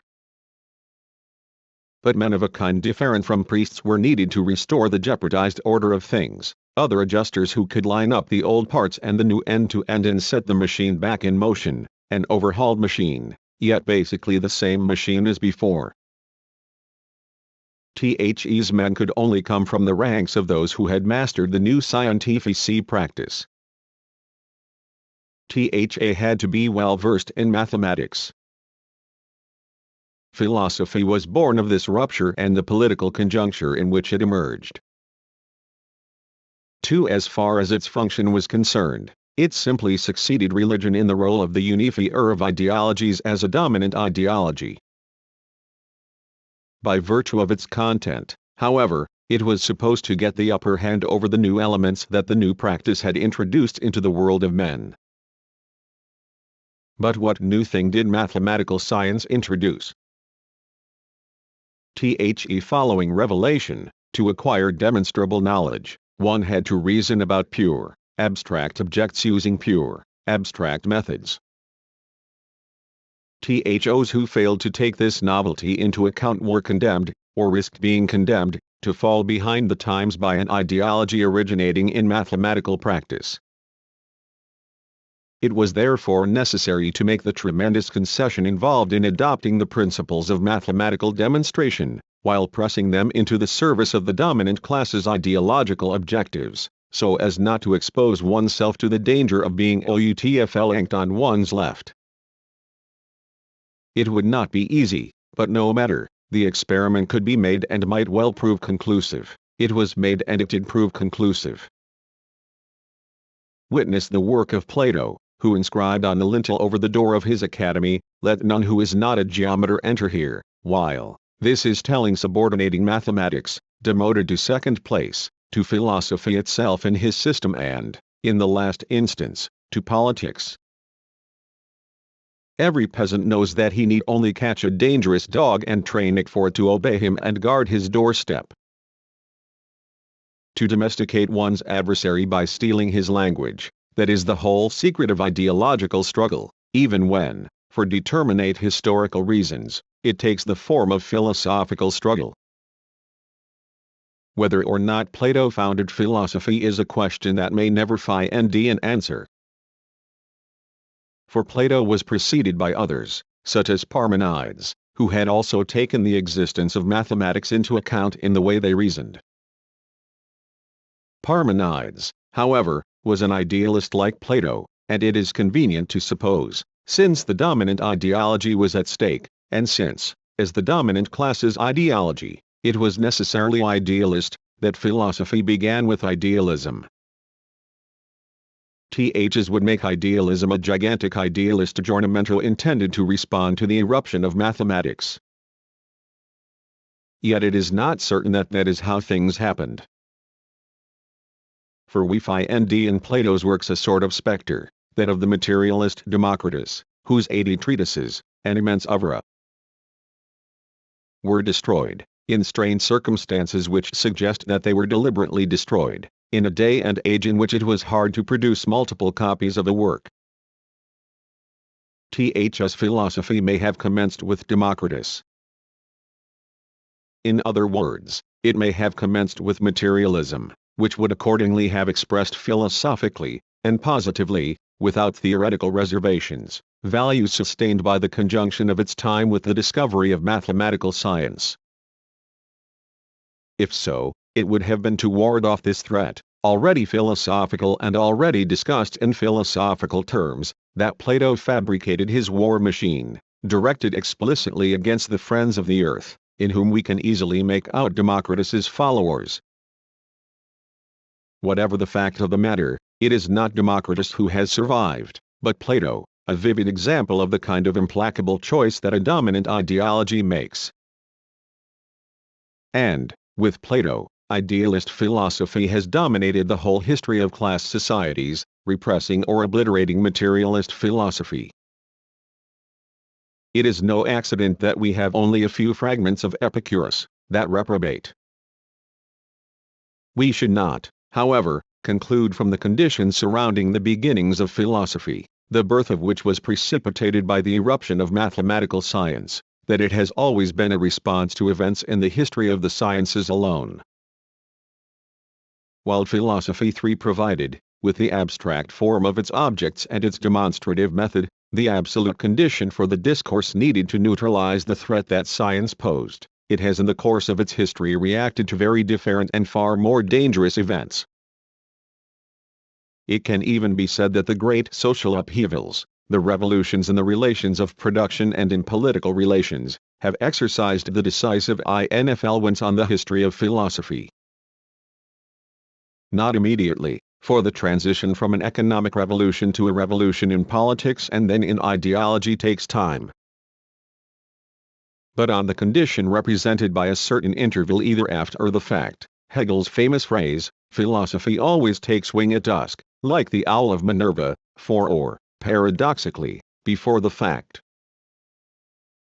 Yes, before the fact, for the social revolution gestating in society's depths can long be prevented from exploding by the thick concrete walls of established authority, the repression exercised by the state apparatus and the ideology in place.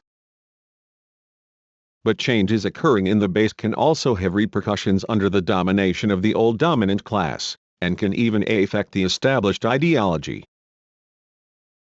History of the rise of the bourgeoisie illustrates this thesis. Capitalist relations began to take shape in Western Europe as early as the 14th century, yet it took from 3 to 5 centuries for the bourgeois political revolution to sanction them with a new law corpus, a new state apparatus and a new ideology. In the interval, however, the changes in the base had frayed a path through the existing institutions. Absolute monarchy, a transitional state form associating the bourgeois de robe and the capitalist bourgeois with the nobility, was already a manifestation of this. Throughout this period, moreover, audacious bourgeois began to lay the foundations of an ideology that would later become dominant, bourgeois ideology, grounded in legal ideology. In the same way, proletarian ideology has developed under the bourgeois class's domination, in the course of a struggle that has been going on for 180 years now, without reaching its true term. Here too, ideology has a lead on the revolution. It is, however, no accident that it has been able to take this lead. It is because the bourgeois mode of production already contains elements corresponding in advance to proletarian ideology. Is so because it has increasingly socialized production and educated the exploited about class struggle as a result not only of industrial concentration and work discipline, but, as well, because of the enforced enrollment of the exploited in a political struggle that saw them fighting side by side with the bourgeoisie against the landed aristocracy in the 19th century, or thanks to their participation in the bloody struggle that the bourgeoisie waged against avant-garde working-class organizations and the whole working class. If, however, we wish to understand this surprising phenomenon of the ideological anticipation of history, we must also take into account the fact that the avant-garde ideology which develops under the domination of the class in power can initially only express itself under the conditions imposed on it by the dominant ideology. Not even the most radical bourgeois philosophers and ideologues could throw God overboard. That is why they were all deists even when they were atheists. Believed not in the God of the believers, but in the God of the philosophers and scientists, or in Spinoza's nature God, or in Hobbes's dumb animal God, all of whom made the believers among their contemporaries shudder. Avant-garde bourgeois philosophy had to make outward compromises with feudal ideology's values, while actually using these values against feudal ideology. Larvatus proteo, said Descartes.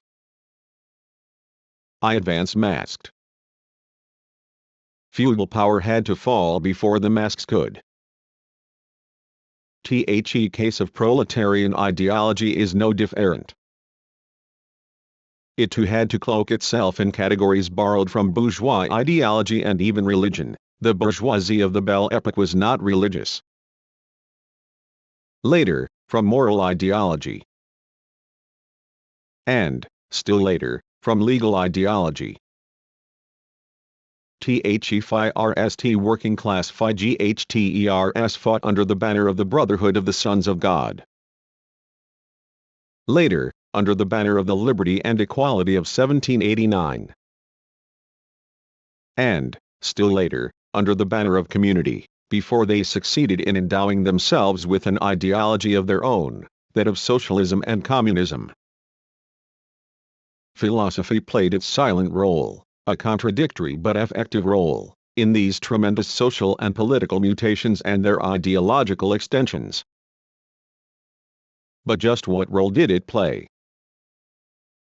To forge an image of it, let us return to our example of the adjuster, while taking into account, this time, the imperative just analyzed, the one to which all ideology is subject as a result of the class struggle. Is the imperative that existing ideology be constituted as a dominant ideology, hence the imperative that all the ideological elements existing in a given period of human history be unified as a dominant ideology. We now have a firm grasp on one point: from the moment that sciences exist in human culture, it is no longer possible for any ideology, even religious ideology, to accomplish, or even, indeed, presume to accomplish this historical task of unification, for it is dangerous for the dominant ideology to let the sciences produce their effects without interference, effects that can only be materialist. The task of unification must accordingly be carried out by a theory capable of bringing the sciences to reason, that is, of putting them in their subordinate place, that is, of subordinating them by means of a theory capable of mastering the existing forms of scientific demonstration, and those forms inevitable, predictable effects. It is not a matter of choice, it is a matter of the balance of power. Here too, what is involved is a preventive solution. Philosophy has to preempt developments, for, if it fails to step in time, the risk is that the entire ideological order it wishes to safeguard will collapse. It is incumbent on philosophy, then, to participate in a very specific way in this work of ideological unification in the dominant ideology's service. Do not misunderstand me, I say participate. For there can be no question, for the dominant class and dominant ideology, of delegating all power to philosophy. Bourgeois or far-left ideologues of our day who equate philosophical knowledge with power mistake the power and knowledge that philosophy subjectively attributes to itself for the power and know-how that are delegated to it within the dominant ideology by the determinant ideology. 5. We shall see in a moment what the determinant ideology is in each of the known modes of production. But, whatever the determinant ideology, philosophy has its role to play in this ideological unification on which the fate of the dominant ideology depends. What is its role? I would say that philosophy may be likened to an artisan's workshop, one in which a theoretical adjuster turns out parts made to measure for the purpose of connecting the various elements, more or less homogeneous, more or less contradictory, of existing ideological forms, in order to produce the relatively unified ideology that the dominant ideology must be. Of course, the material and form of these newly made parts cannot be totally foreign to the elements to be connected. Yet what are involved are new parts that should be utilizable for all possible connections. On this subject, the philosopher Duns Scotus made the most judicious remark that anyone ever has: entities should not be multiplied unnecessarily. 6. Let us translate: connecting parts should not be multiplied unnecessarily. Effectively, to unify an ideology, the connecting parts, those that unify it, must themselves be unified. To say so is to indicate exactly the need for serial production of multi-purpose parts that should be utilizable in all cases in which an ideological connection is called for. We need only think of the joints serially produced by modern industry; they can serve in an infinite number of cases. Of course, since it is a question not just of unifying an ideology by producing interchangeable connecting joints, but also of unifying the parts to be connected, this being the only efficient, economic solution, the philosopher adjuster's work consists in forging categories that are as general as possible, capable of unifying the different domains of ideology under their theses. Is where idealist philosophy's old aspiration to know the whole or know and cognize, Savoir et connaître everything phi and its phi rst meaning. We shall see in a moment what its second meaning is. Philosophy must establish control over, that is, impose its categories on, the ensemble of what exists, not directly, on the ensemble of really existing objects, but on the ensemble of ideologies under the domination of which the various practices operate and transform their real objects, whether nature or social relations. Philosophy thus forcibly establishes its theoretical rule over all that exists not for pleasure or out of megalomania, but for a completely different reason, in order to overcome the contradictions in existing ideology, in order to unify this ideology as the dominant ideology. Let us consider, for just a moment, what goes on in bourgeois philosophy between the 14th and 17th centuries. One and the same category is imposed everywhere in order to account for a considerable number of local and regional ideologies and the corresponding practices. Th's category is that of the subject. Originating in legal ideology, the ideology of the law of commercial relations, in which every individual is the rightful subject of his legal capacities, as the owner of property that he can alienate, this category invades, with Descartes, the domain of philosophy, which guarantees scientific practice and its truths. The subject of the I think.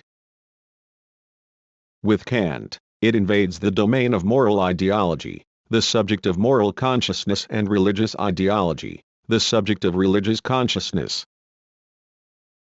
It had long since, with the natural law philosophers, invaded the domain of politics, by way of the political subject in the social contract. It is true that this splendid unity would later suffer mishaps, to which other philosophers, Kant et al., endeavored to respond. In the form in which it very impressively presents itself in the long history of the rise of the bourgeoisie, however, it provides a demonstration of the thesis we are defending. For, in this long history, we see philosophy working on a category capable of unifying the ensemble of ideologies and the corresponding practices, and we see it successfully applying this category, thereby forcing the agents of these practices to recognize themselves in it. For, after all, and not only philosophers, moralists and politicians were involved here, but also authors of mass-market literature and, beneath all of them, those among the exploited who could hope to become bourgeois someday. The corresponding practices were altered by this category, once the ideologies dominating them had been altered. Th's unity was not confined to the realm of ideas, for, in the end, it triggered a political revolt that was to culminate in the English and French revolutions. Doubtless, we must take care not to lapse into an idealist conception of philosophy's role here. Philosophy does not do whatever it likes with the existing ideologies. By the same token, it does not fabricate, by decree, just any category capable of unifying the ideologies, in the absence of all material support. There are objective material constraints which philosophy is clearly incapable of getting around and must therefore respect. The work of ideological unification accordingly remains both contradictory and forever unfinished. There always are insurmountable problems.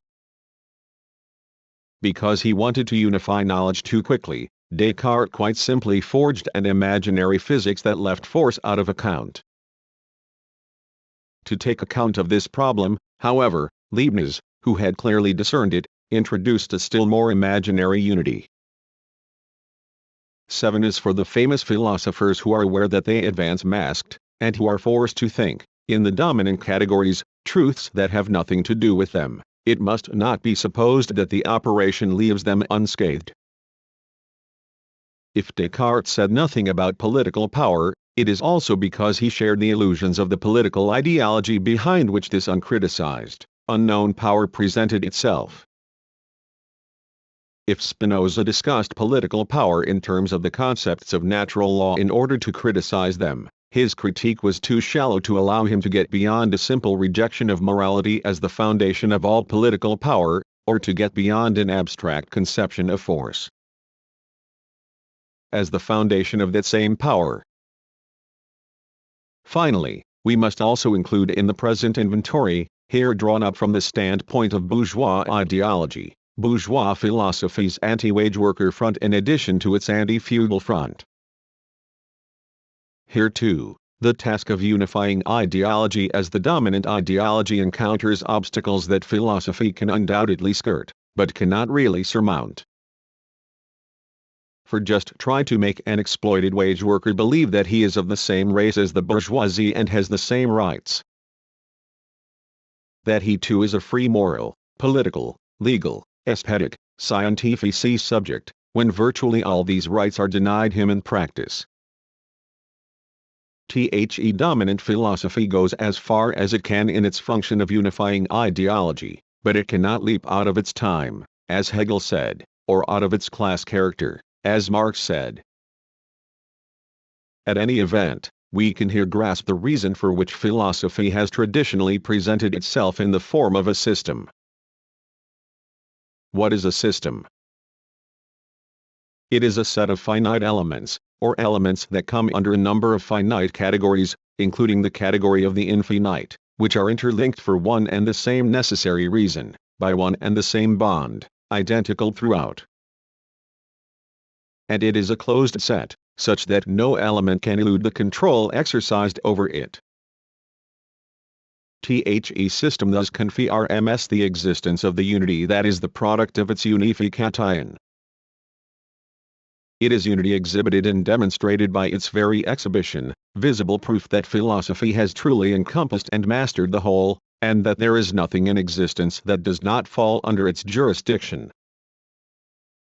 Let no one here point, by way of objection, to the existence of philosophies that present themselves as a rejection and a negation of all systems, Kierkegaard, Nietzsche. For these philosophies are, as it were, the underside of the systems they reject. They would not exist if those systems did not.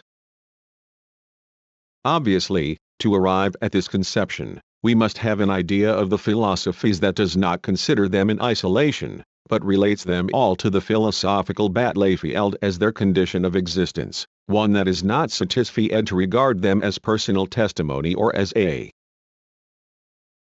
subjective quest for truth.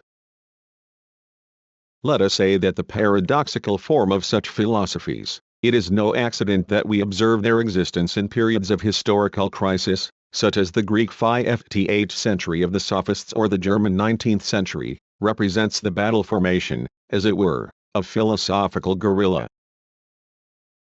warfare, reflecting conditions in which this or that philosopher feels he lacks the force to wage generalized frontal war. He therefore attacks here and there, by surprise, by aphorisms, in an effort to hack the enemy's front to pieces. We shall see, however, that there can be other reasons for this form of philosophical existence. We must, however, if everything we have just said is correct, beware of an illusion, the illusion that philosophy has a natural right to exercise the function of theoretically unifying ideology. For it is merely the agent of this unification and, as such, may be said simply to carry out a plan that comes to it from elsewhere. What plan? And what is this elsewhere?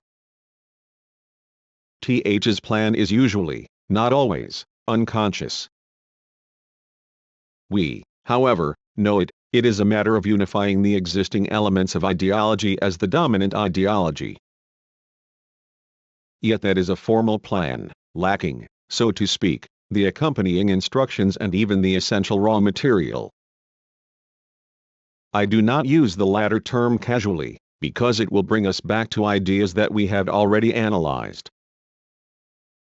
For we must not forget that the task that philosophy performs is a long process of class struggle in theory, Engels, one hence a process without a subject, work of which philosophy is not the absolute creator. His task is imposed on philosophy from without by the class struggle as a whole, more particularly, by the ideological class struggle.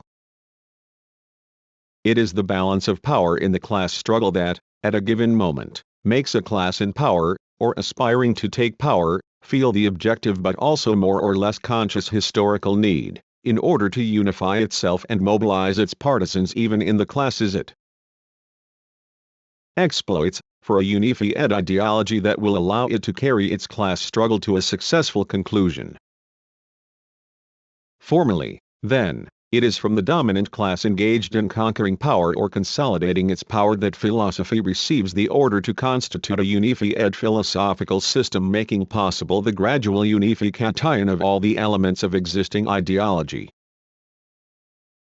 But that is not all. This order is accompanied by very precise instructions, which are likewise not arbitrary. For history shows that in exploiting classes power is wholly based on the forms of exploitation it exercises, hence on the forms taken by the relation 19 ideology and philosophy, of production in the possession and alienation of the means of production or of labor power. As Marx says, the whole secret of power, the secret of the state, resides in the relationship between the immediate producer and the means of production. In the bourgeoisie's case, this immediate relation is expressed in the form of the legal relation, which is inseparable from legal ideology. For legal ideology, every individual is a subject of law, master and owner of his body, will, freedom, property, acts and so on. His legal ideology does not concern commercial exchange relations alone, but extends to political, familial, moral and other relations. Thus bourgeois society as a whole is based on law and legal ideology. A kind of ideological unification is already at work here in practice itself, traced in dotted lines, as it were, an almost universally recognized form, pre-adapted to the majority of existing social practices. The imperative to generalize this form emanates from the bourgeoisie's economic and political practice. The bourgeoisie wants the free circulation of goods, the free circulation of labor power and even, at least in its beginnings, the free circulation of ideas and texts. Thus philosophy is charged with a historical mission of universalizing this form by finding the modalities appropriate to each ideological element and the corresponding practices. Philosophy must therefore make a priority of taking this form, the subject form, and no other as its raw material, and working on it until it is utilizable in every area of social practice. It must make it abstract enough to serve all possible purposes and in all possible cases. It must confer upon it the modalities required by each local or regional ideology. It must, finally, derive from it the higher abstractions that will bring about unity and guarantee this unity. The illusion of philosophy's omnipotence is thereby dispelled. It is not just the example of bourgeois philosophy which proves it. It has been shown often enough that, in feudalism, philosophy was merely the handmaiden of theology. We might equally well say that the materialist philosophy that the proletariat needs is the handmaiden of its politics. For the order for a new practice of philosophy 3 does indeed come from the practice of proletarian class struggle, a practice of philosophy that the proletariat needs in its struggle and for its struggle. A moment's reflection will show that the proletariat is not an exploiting, but only an exploited class. The relations of production to which it is subject are imposed on it from without by the capitalist bourgeoisie. Do not constitute its strength. Rather, they would seem to constitute its weakness. No power accrues to the proletariat from the existence of such relations or their supreme consecration by the state.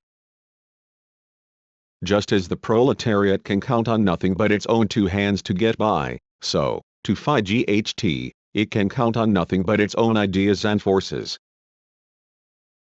It needs an ideology of its own to unify its forces and pit them against those that bourgeois ideology musters. to unify such ideological elements as it may have at its disposal, which are in part the legacy of the long history of the struggle of the oppressed. The proletariat too needs a philosophy of its own that adjusts the ensemble of its ideological arms for class combat. In no case, then, is philosophy an omnipotent power that determines the destination and direction of its own combat. In no case is philosophy autonomous, although it makes a show of founding its own origin and force. Philosophy is simply the delegation, in the theoretical domain, of the economic, political and ideological class struggle. As such, it is, in the last instance, class struggle in theory. For one last question remains, a question of the greatest importance. All past philosophies known to us were subject to the mechanism just described. All of them acted on command in the dominant classes, or classes' service, working on the raw material of the ideology determinant for that class. Th's condition, however, made them dependent on the dominant classes, or classes' objectives, hence on its subjectivity. If every philosophy unfolds on class theoretical basis and unifies the existing ideological elements as the dominant ideology, for the dominant class's benefit, it is easy to see why philosophy produces not knowledge, but only a weapon in a fight. A weapon is a weapon, it produces nothing but the power of victory. At the same time, it is easy to see why philosophy has always been able to do without the experimental setup indispensable to every science that produces knowledge.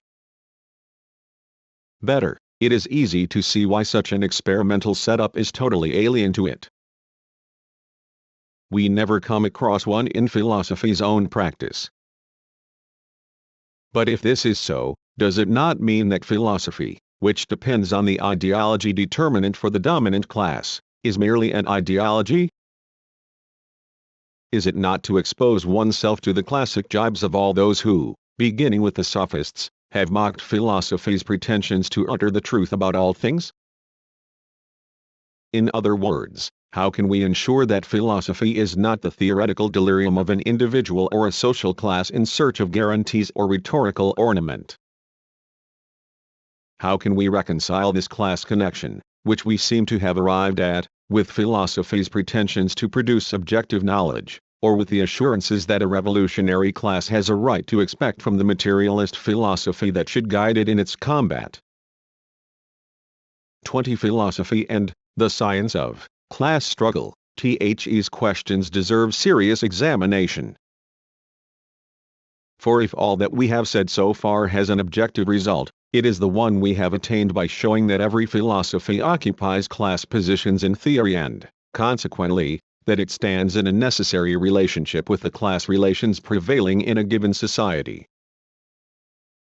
Whether or not this objective link is conscious and controlled depends on another question, the question of the positions that a class occupies in the balance of power in the class struggle.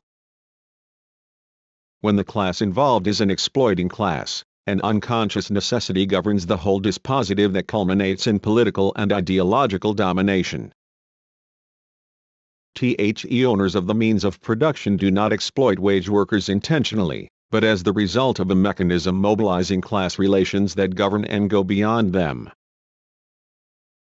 Do not seize state power intentionally and intentionally constitute the ideology from which they will derive effects of domination and subjection.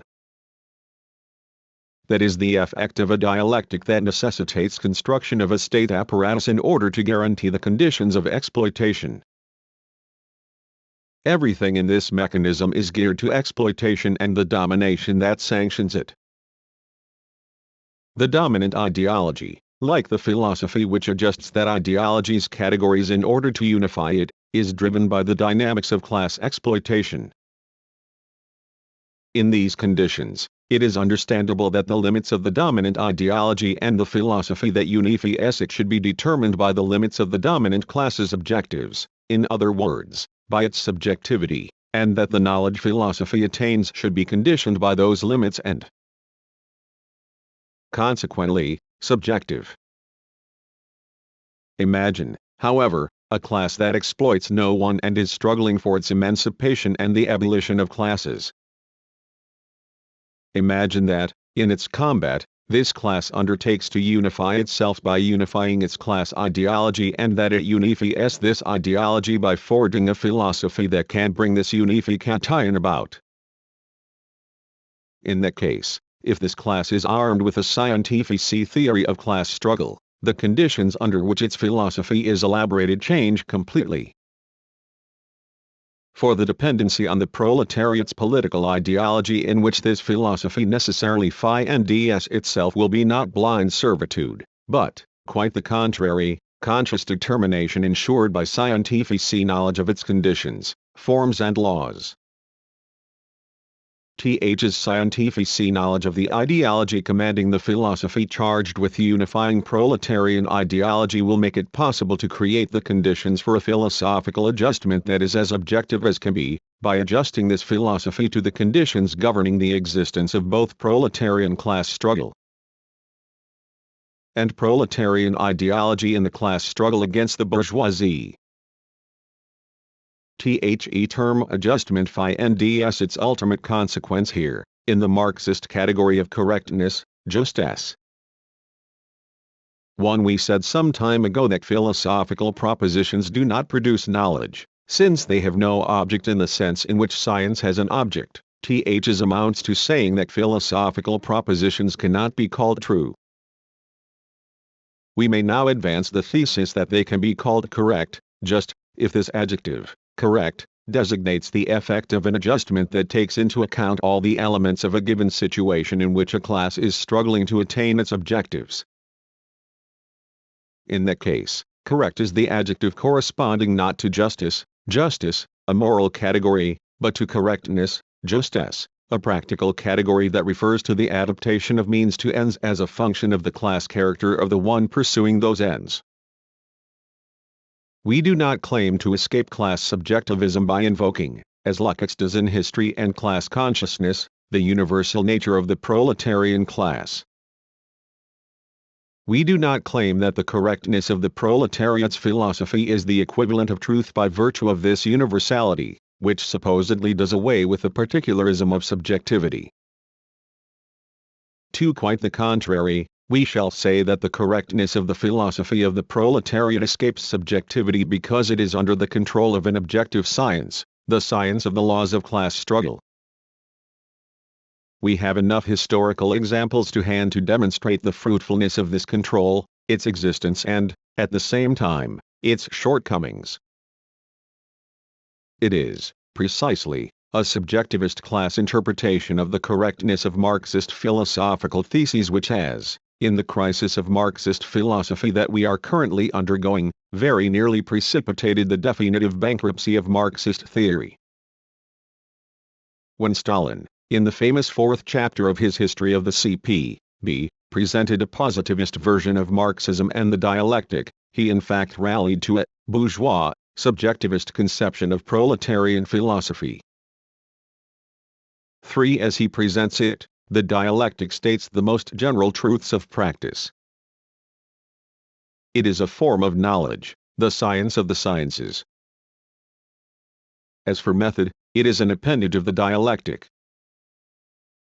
Setting out from such fragile premises, it was easy, especially in the prevailing circumstances, to lurch, while maintaining this basic subjective determinism, into another type of class subjectivism, proletarian class subjectivism. Th's was the period of bourgeois science and proletarian science, of the class character of scientific knowledge, the history of which is well known, as is the havoc it wrought, see Dominique Lecourt, Lysenko. 4. But, in this case, the most striking thing is the fact that this conception of philosophical correctness was based on a false theory of the science of the laws of class struggle. As interpreted from on high by Stalin, Marxist theory was reduced to an economistic evolutionism without surprises, one intended, like any vulgar ideology you care to name, to justify the accomplished fact of the reigning order, here that of the USSR, supposedly in the name of the dictatorship of the proletariat, but in fact for the sake of Stalin's personal dictatorship. A scientific theory of this sort was clearly incapable of controlling, in any respect whatsoever, the correctness of the philosophical theses it upheld. On the contrary, Stalin provided it with the philosophy it needed, which, unfortunately, the majority of Marxist philosophers, as Stalin's faithful emulators, have yet to abandon. One can, however, we have historical examples here too, propose a completely different conception of the relationship of scientific control of the correctness of the theses of the proletariat's philosophy by the theory of the laws of class struggle.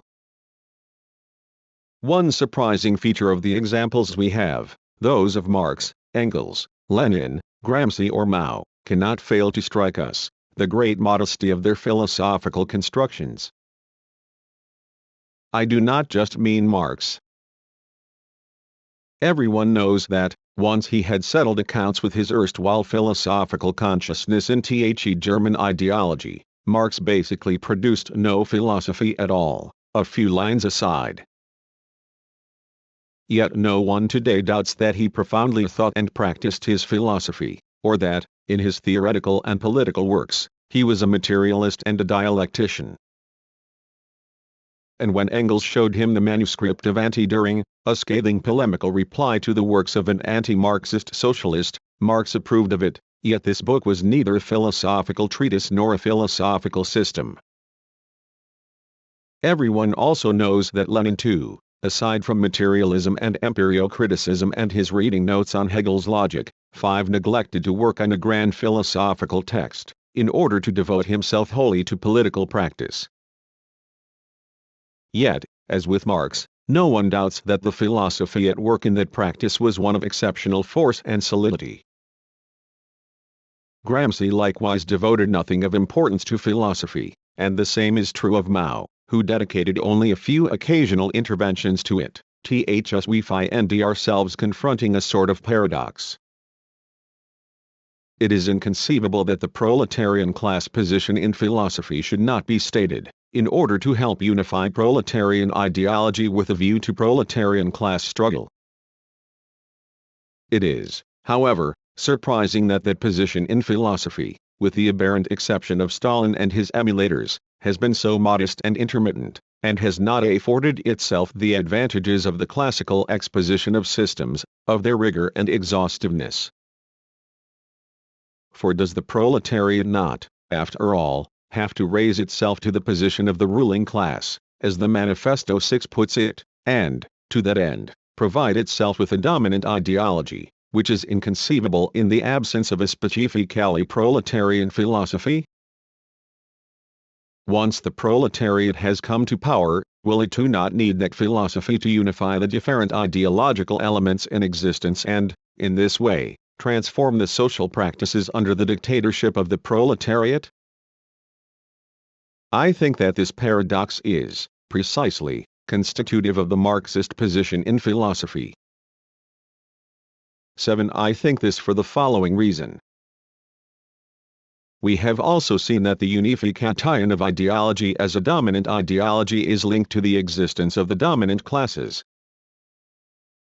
We have even seen that philosophy's systematic unity, which serves this unification, is linked to this process of unification as to its condition of possibility.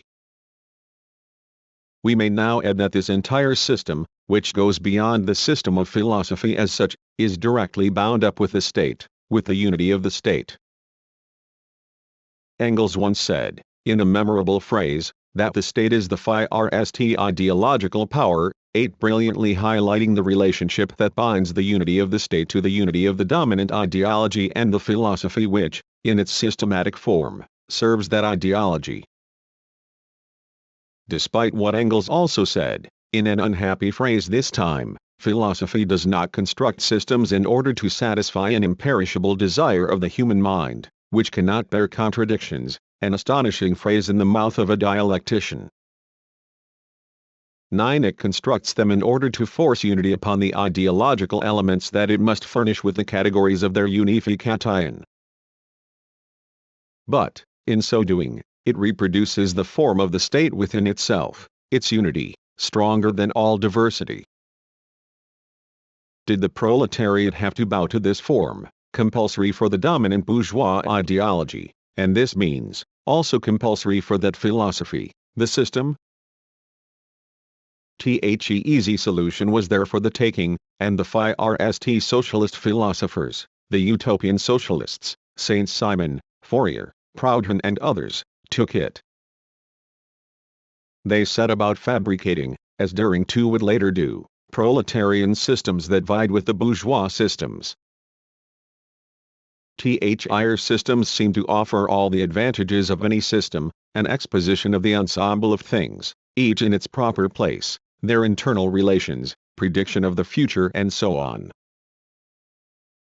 At the same time, however, they produce the effect of illusion and imposture that an exploiting class needs to assure itself of its future, by taking possession of it in advance, in orderly form, in a systematic exposition.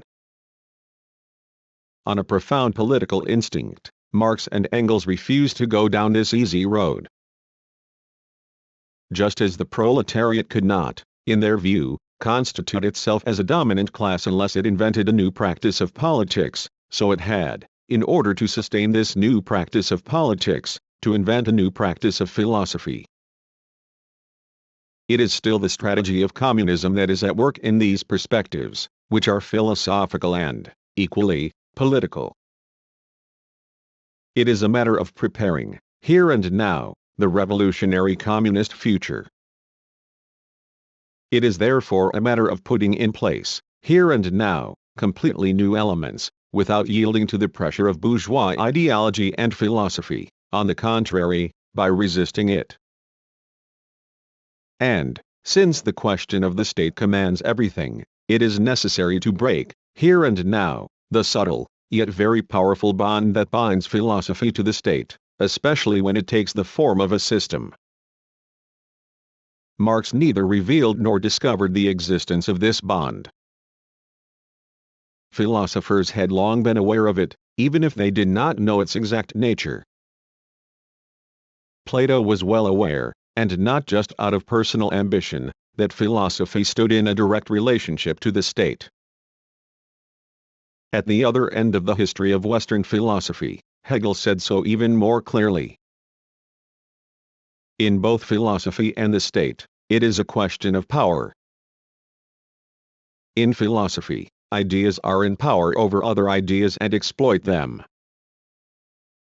In the state, classes are in power over another class and exploit it.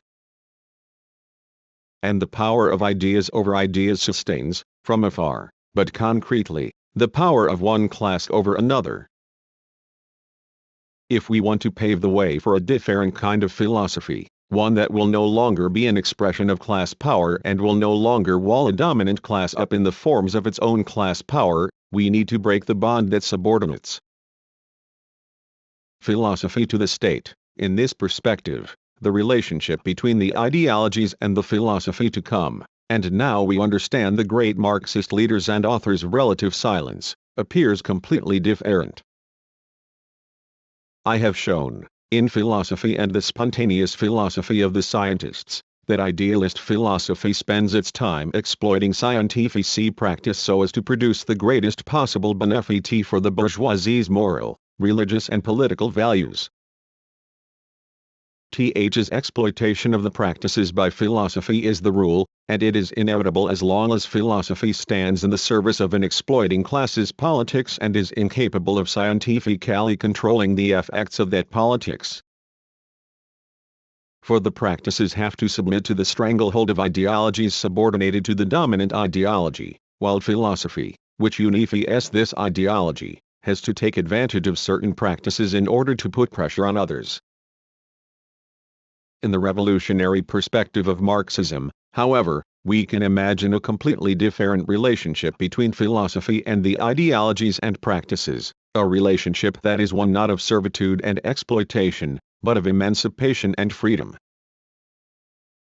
Th's substitution will not do away with every contradiction, of course, but it will remove, at least in principle, the greatest of the obstacles standing in the way of the freedom of the practices, those thrown up by class struggle and the existence of classes.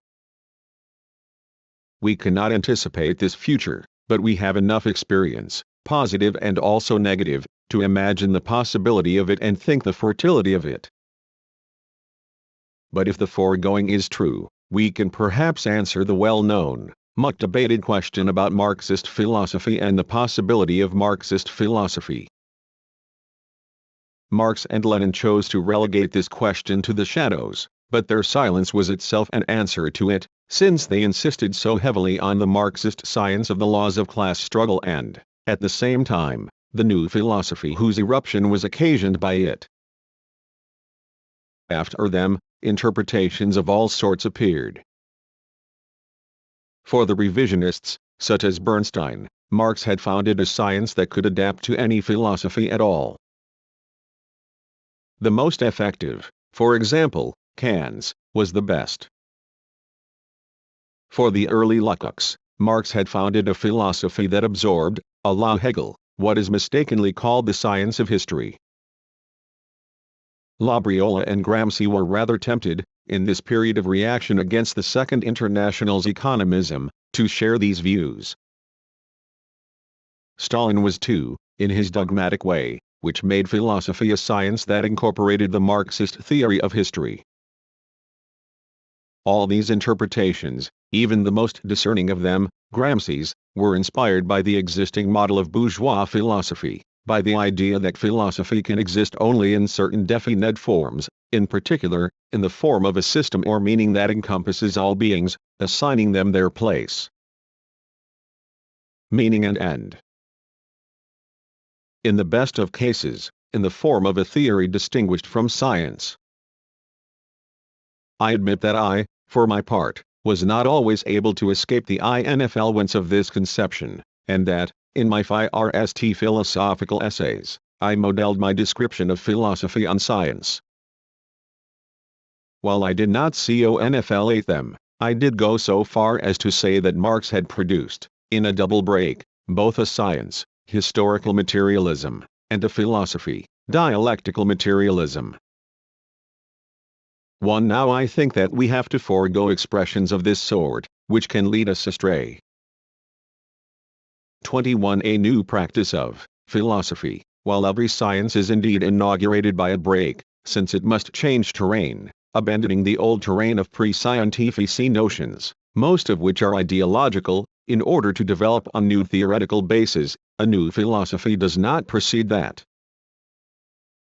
way. It is not marked by the same discontinuity, since it simply takes its place in the continuity of a millennial struggle which opposes adversaries whose arguments vary, but whose objectives remain more or less the same through the variations in the conjuncture. If a new philosophy wishes to represent a revolutionary class's conception of the world in philosophy, the conception of a class which, since it exploits no other class, seeks to abolish all classes, it has to do battle on the existing philosophical battlefield, and it has to accept the rules of the battle. Or, rather, it has to impose its own rules, but on the same battlefield, without mistaking its adversary. Imposing its own rules of battle, it can disconcert its adversary by rejecting most of the standing rules, since they only serve the domination of the class in power, for example, the rule of the system, and a considerable number of others, those of the truth of meaning, and guarantee, and so on. In short, it must, seizing the initiative, impose a new practice of philosophy on its adversary. If this is so, I would, for my part, prefer to talk about not Marxist philosophy, but a Marxist position in philosophy too, or a new practice, a Marxist practice, of philosophy. Th's definition seems to me to be in keeping with both the thrust, sense of the philosophical revolution brought about by Marx, and the thrust of his and his successors' political and philosophical practice. If it is taken seriously, it should make it possible to begin to emerge from the profound crisis in which Marxist philosophy has been plunged since the Second International and since Stalin. May I briefly clarify one point? I would not describe Marxism as a philosophy of praxis, as does Gramsci, who may have been forced to by the censorship of his jailers. Ths is not because I consider the idea of praxis, transformation of the self by the self, to be out of place in Marxism, quite the contrary, but because this formulation can commit us to the old idealist form of the philosophy of, which enshrines a particular determination, here praxis, as the essence or meaning of the ensemble of things. If I may speak my mind, such a formulation can lead to an idealist interpretation of Marx's position in philosophy, in the style, for example, of a return to Kant or Husserl. In Italy, we see this even in the work of Enzo Paci. One more big idealistic obstacle stands in the way of this new practice of philosophy based on proletarian class positions in theory. It is constituted by the old idealist distinction between theory, or science, and method. Th's distinction comes from scientific practice. Once a scientist has arrived at a body of objective knowledge that he can unify in a theory, he pursues his experimentation by realizing this theory, in whole or in part, in a practical setup that puts its object to the question, Kant. To do so, he applies his theory. Thus applied, it becomes scientific method. Spinoza translated this practice into materialist terms by saying that the method is nothing other than the idea of the idea, that is, the reflection and application, in new experimentation, of already acquired concrete knowledge. Thus the method adds nothing to the concrete knowledge that has already been acquired. It is not a transcendent truth which exceeds that knowledge and would make it possible to acquire knowledge with a magic formula. But this distinction between theory and method has naturally been exploited by idealist philosophy, which has put the accent on the difference between them, and has been tempted to regard method as a truth prior to all truth, capable of making possible the discovery of every new truth. Thus method in Descartes, albeit a reflection of truth, is by rights prior to it, since the order of the search after truth precedes the order of its exposition.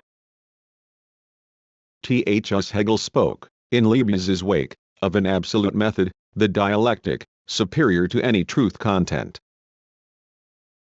We have to do, in this conception, with a view of the process of the production of knowledge that abstracts completely from its historical presuppositions.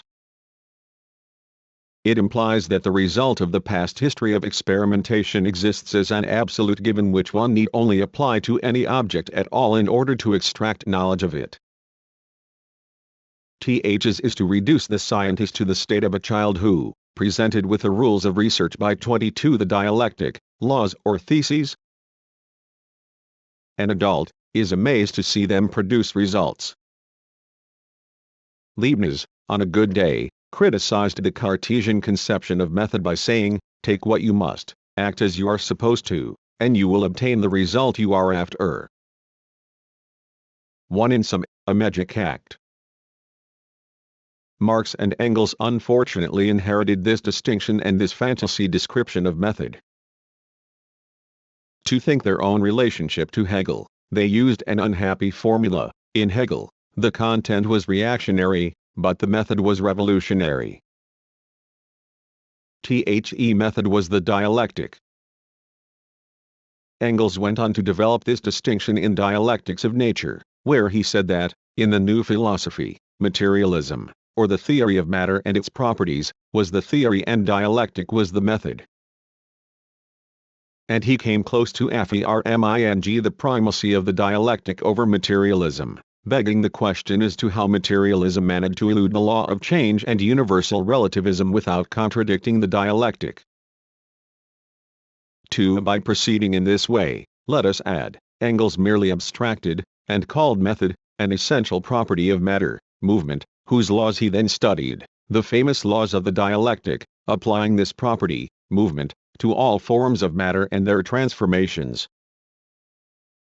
Stalin took up this distinction and rearranged it and, naturally, it wrought havoc. As can be seen, It was wholly based on the idea that philosophy was a science with an object of its own, matter and its properties, and it inevitably led to a systematic theory of philosophy as the science of the whole or of being. Hence the ontological conceptions of Marxist philosophy, which, coupled with the inevitable methodological conceptions, were and still are defended by those Soviet philosophers who have not thrown off the Stalinist legacy. Hence too, the strange, paradoxical problem as to why there are laws of the dialectic, when there are no laws of materialism, unless we assume that the laws of the dialectic are the laws of matter in motion. But then why speak of materialism, that is, of philosophy, rather than matter, that is, of objective reality? Hence too, the vexing problem as to how many laws of the dialectic there are. There are sometimes 3 and sometimes 4, when they might just as well be reduced to only 1, movement in Engels or contradiction in Lenin. Hence too, the following shocking consequence: since we already know the laws of matter, we need only apply them to any object at all to produce knowledge of it. In sum, we can deduce any particular piece of concrete knowledge from its general laws. In all these problems, this ostensibly Marxist concept does more than just come within a hair's breadth of bourgeois philosophy. It submits to bourgeois philosophy, and finds itself caught in the insoluble contradiction of submitting to a philosophy from which it claims to be emancipating itself. We have to put an end to this absurdity once and for all by recognizing that this way of posing these problems has nothing Marxist about it, but wholly corresponds to bourgeois idealist philosophy. Is may, moreover, be a good occasion to address this distinction between materialism and the dialectic. What might it mean, considered from Marxist positions? Nothing other than the diversity of philosophical theses. We shall therefore say that there are not laws of the dialectic, but dialectical theses, just as there are materialist theses, since materialism is by no means the theory of a definite object, but the ensemble of theses commanding and guiding scientific and political practice. What is more, we realize, when we examine the matter closely, that this distinction cannot consist in ranging, in one column, theses supposed to be purely materialist and, in the facing column, theses supposed to be purely dialectical. It appears, on the contrary, that every thesis is at once materialist and dialectical.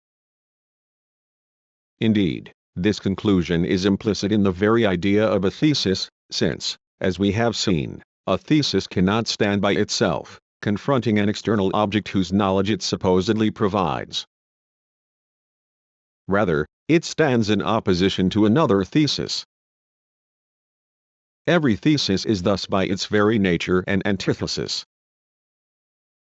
Every thesis exists only under the primacy of contradiction, which is the primacy of contradiction over its opposed terms. It might even be said that this proposition, which is itself a thesis, is thesis number 1 of the Marxist materialist conception in philosophy, and it can be shown that this thesis no.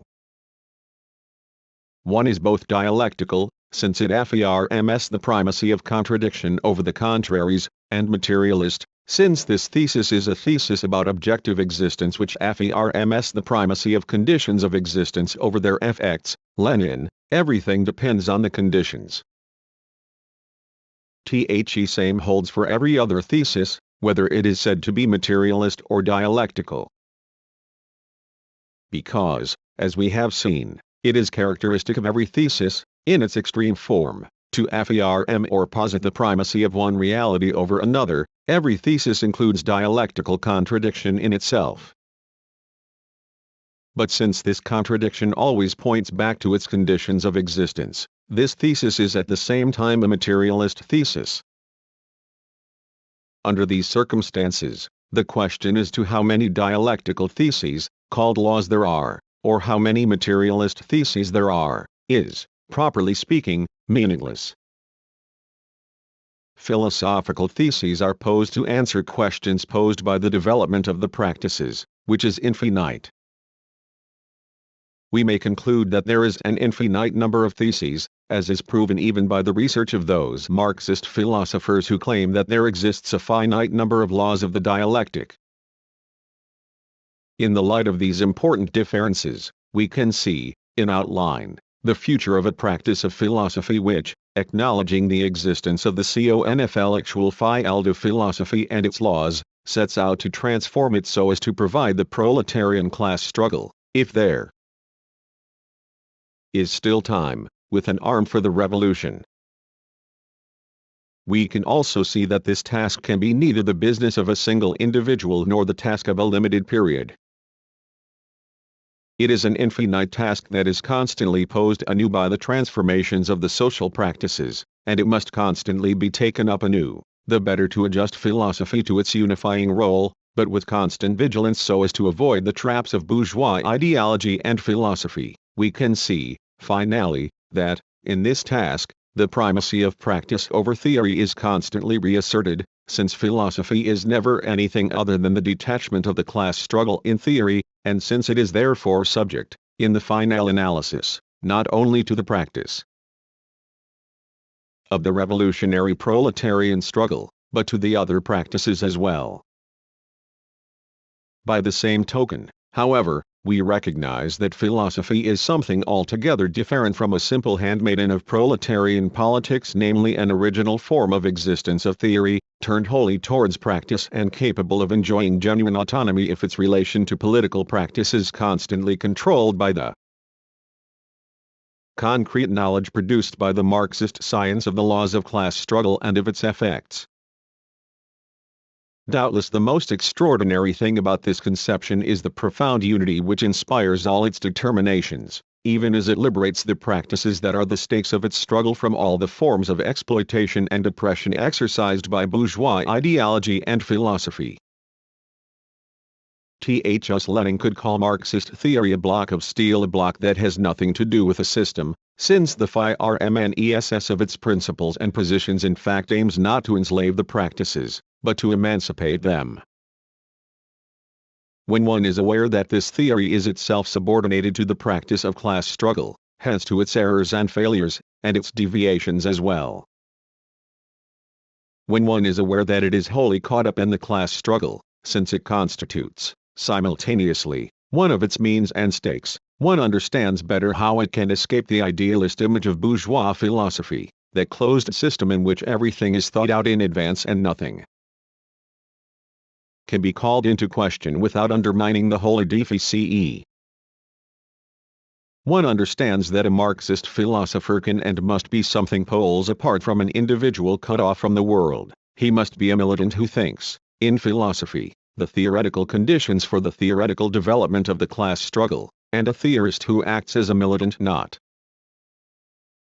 just in philosophy, but in political practice as well. There remains, perhaps, one last question, which brings us back to the beginning of this essay. The question is to the sense in which everyone is a philosopher. His proposition is paradoxical, if we are prepared to acknowledge the highly abstract nature of every philosophical thesis, which presupposes thoroughgoing knowledge in the field of all the social practices. It will be readily conceded that all human beings are ideological animals, inasmuch as they can only live and act under the domination of ideas, those of their own practice or the practices dominating their own practice. But as for being a philosopher, it will doubtless be granted, after all that has been said, that if everyone is not a philosopher in the sense of the philosophy of the philosophers, is not consciously a philosopher, everyone at least receives, by way of the dominant ideology or the philosophically elaborated form of the dominated class's ideology, something like philosophical fallout, to the extent that this fallout ends up permeating everyone's spontaneous ideology. Yes, in this sense, everyone is, virtually, a philosopher, in that all human beings could, if they had the time and means, become conscious of the philosophical elements that they experience in this way, spontaneously, in their individual and social condition. Yet really to be philosophers, they must, we would suggest, undertake a study of the philosophy of the philosophers, since that philosophy is contained in the philosopher's works. Th's solution, however, is in large measure artificial, for books are just books and, without concrete experience of the practices of which they speak, the risk is that our apprentice philosophers would not grasp their meaning, trapped as they would be in the closed circle of the books. Abstract universe, which does not provide the key to its own meaning. In this sense, the great philosophers, even the idealists, from Plato to Kant, were right to defend the idea that philosophy is not taught by either books or teachers, but is learned from practice, if one reflects on the conditions of this practice, the abstractions that command it and the conceptual system that governs both society and its culture. One must, of course, have recourse to books, but, to become a philosopher, and the equal of professional philosophers, as Lenin was, although he had received only rudimentary training in philosophy, one has to learn philosophy in practice, in the different practices and, above all, in the practice of class struggle.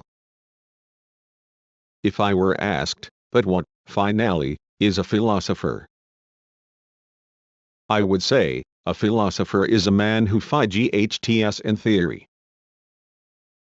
To fight he has to learn to fight by fighting, and to fight in theory, he has to become a theorist through scientific practice and the practice of ideological and political struggle.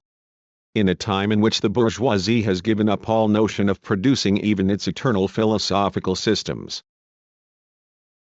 In a time in which it has given up the guarantee and the perspectives held out by ideas and entrusted its destiny to the automatism of computers and technocrats. In a time in which it is incapable of offering the world a viable, conceivable future, the proletariat can take up the challenge. It can breathe new life into philosophy and, in order to free the world from class domination, make it an arm for the revolution. What non-philosophers say. The present and the following chapter are in many respects similar to the first chapter of a posthumously published book-length text that Althusser wrote in 1969-70, on the reproduction of capitalism, trans. G.M. Goshgarian, in On the Reproduction of Capitalism, Ideology and Ideological State Apparatuses, ed. Jacques Bidet, trans. Goshgarian and Ben Brewster, London, Verso, 2014, pp. 10-17. See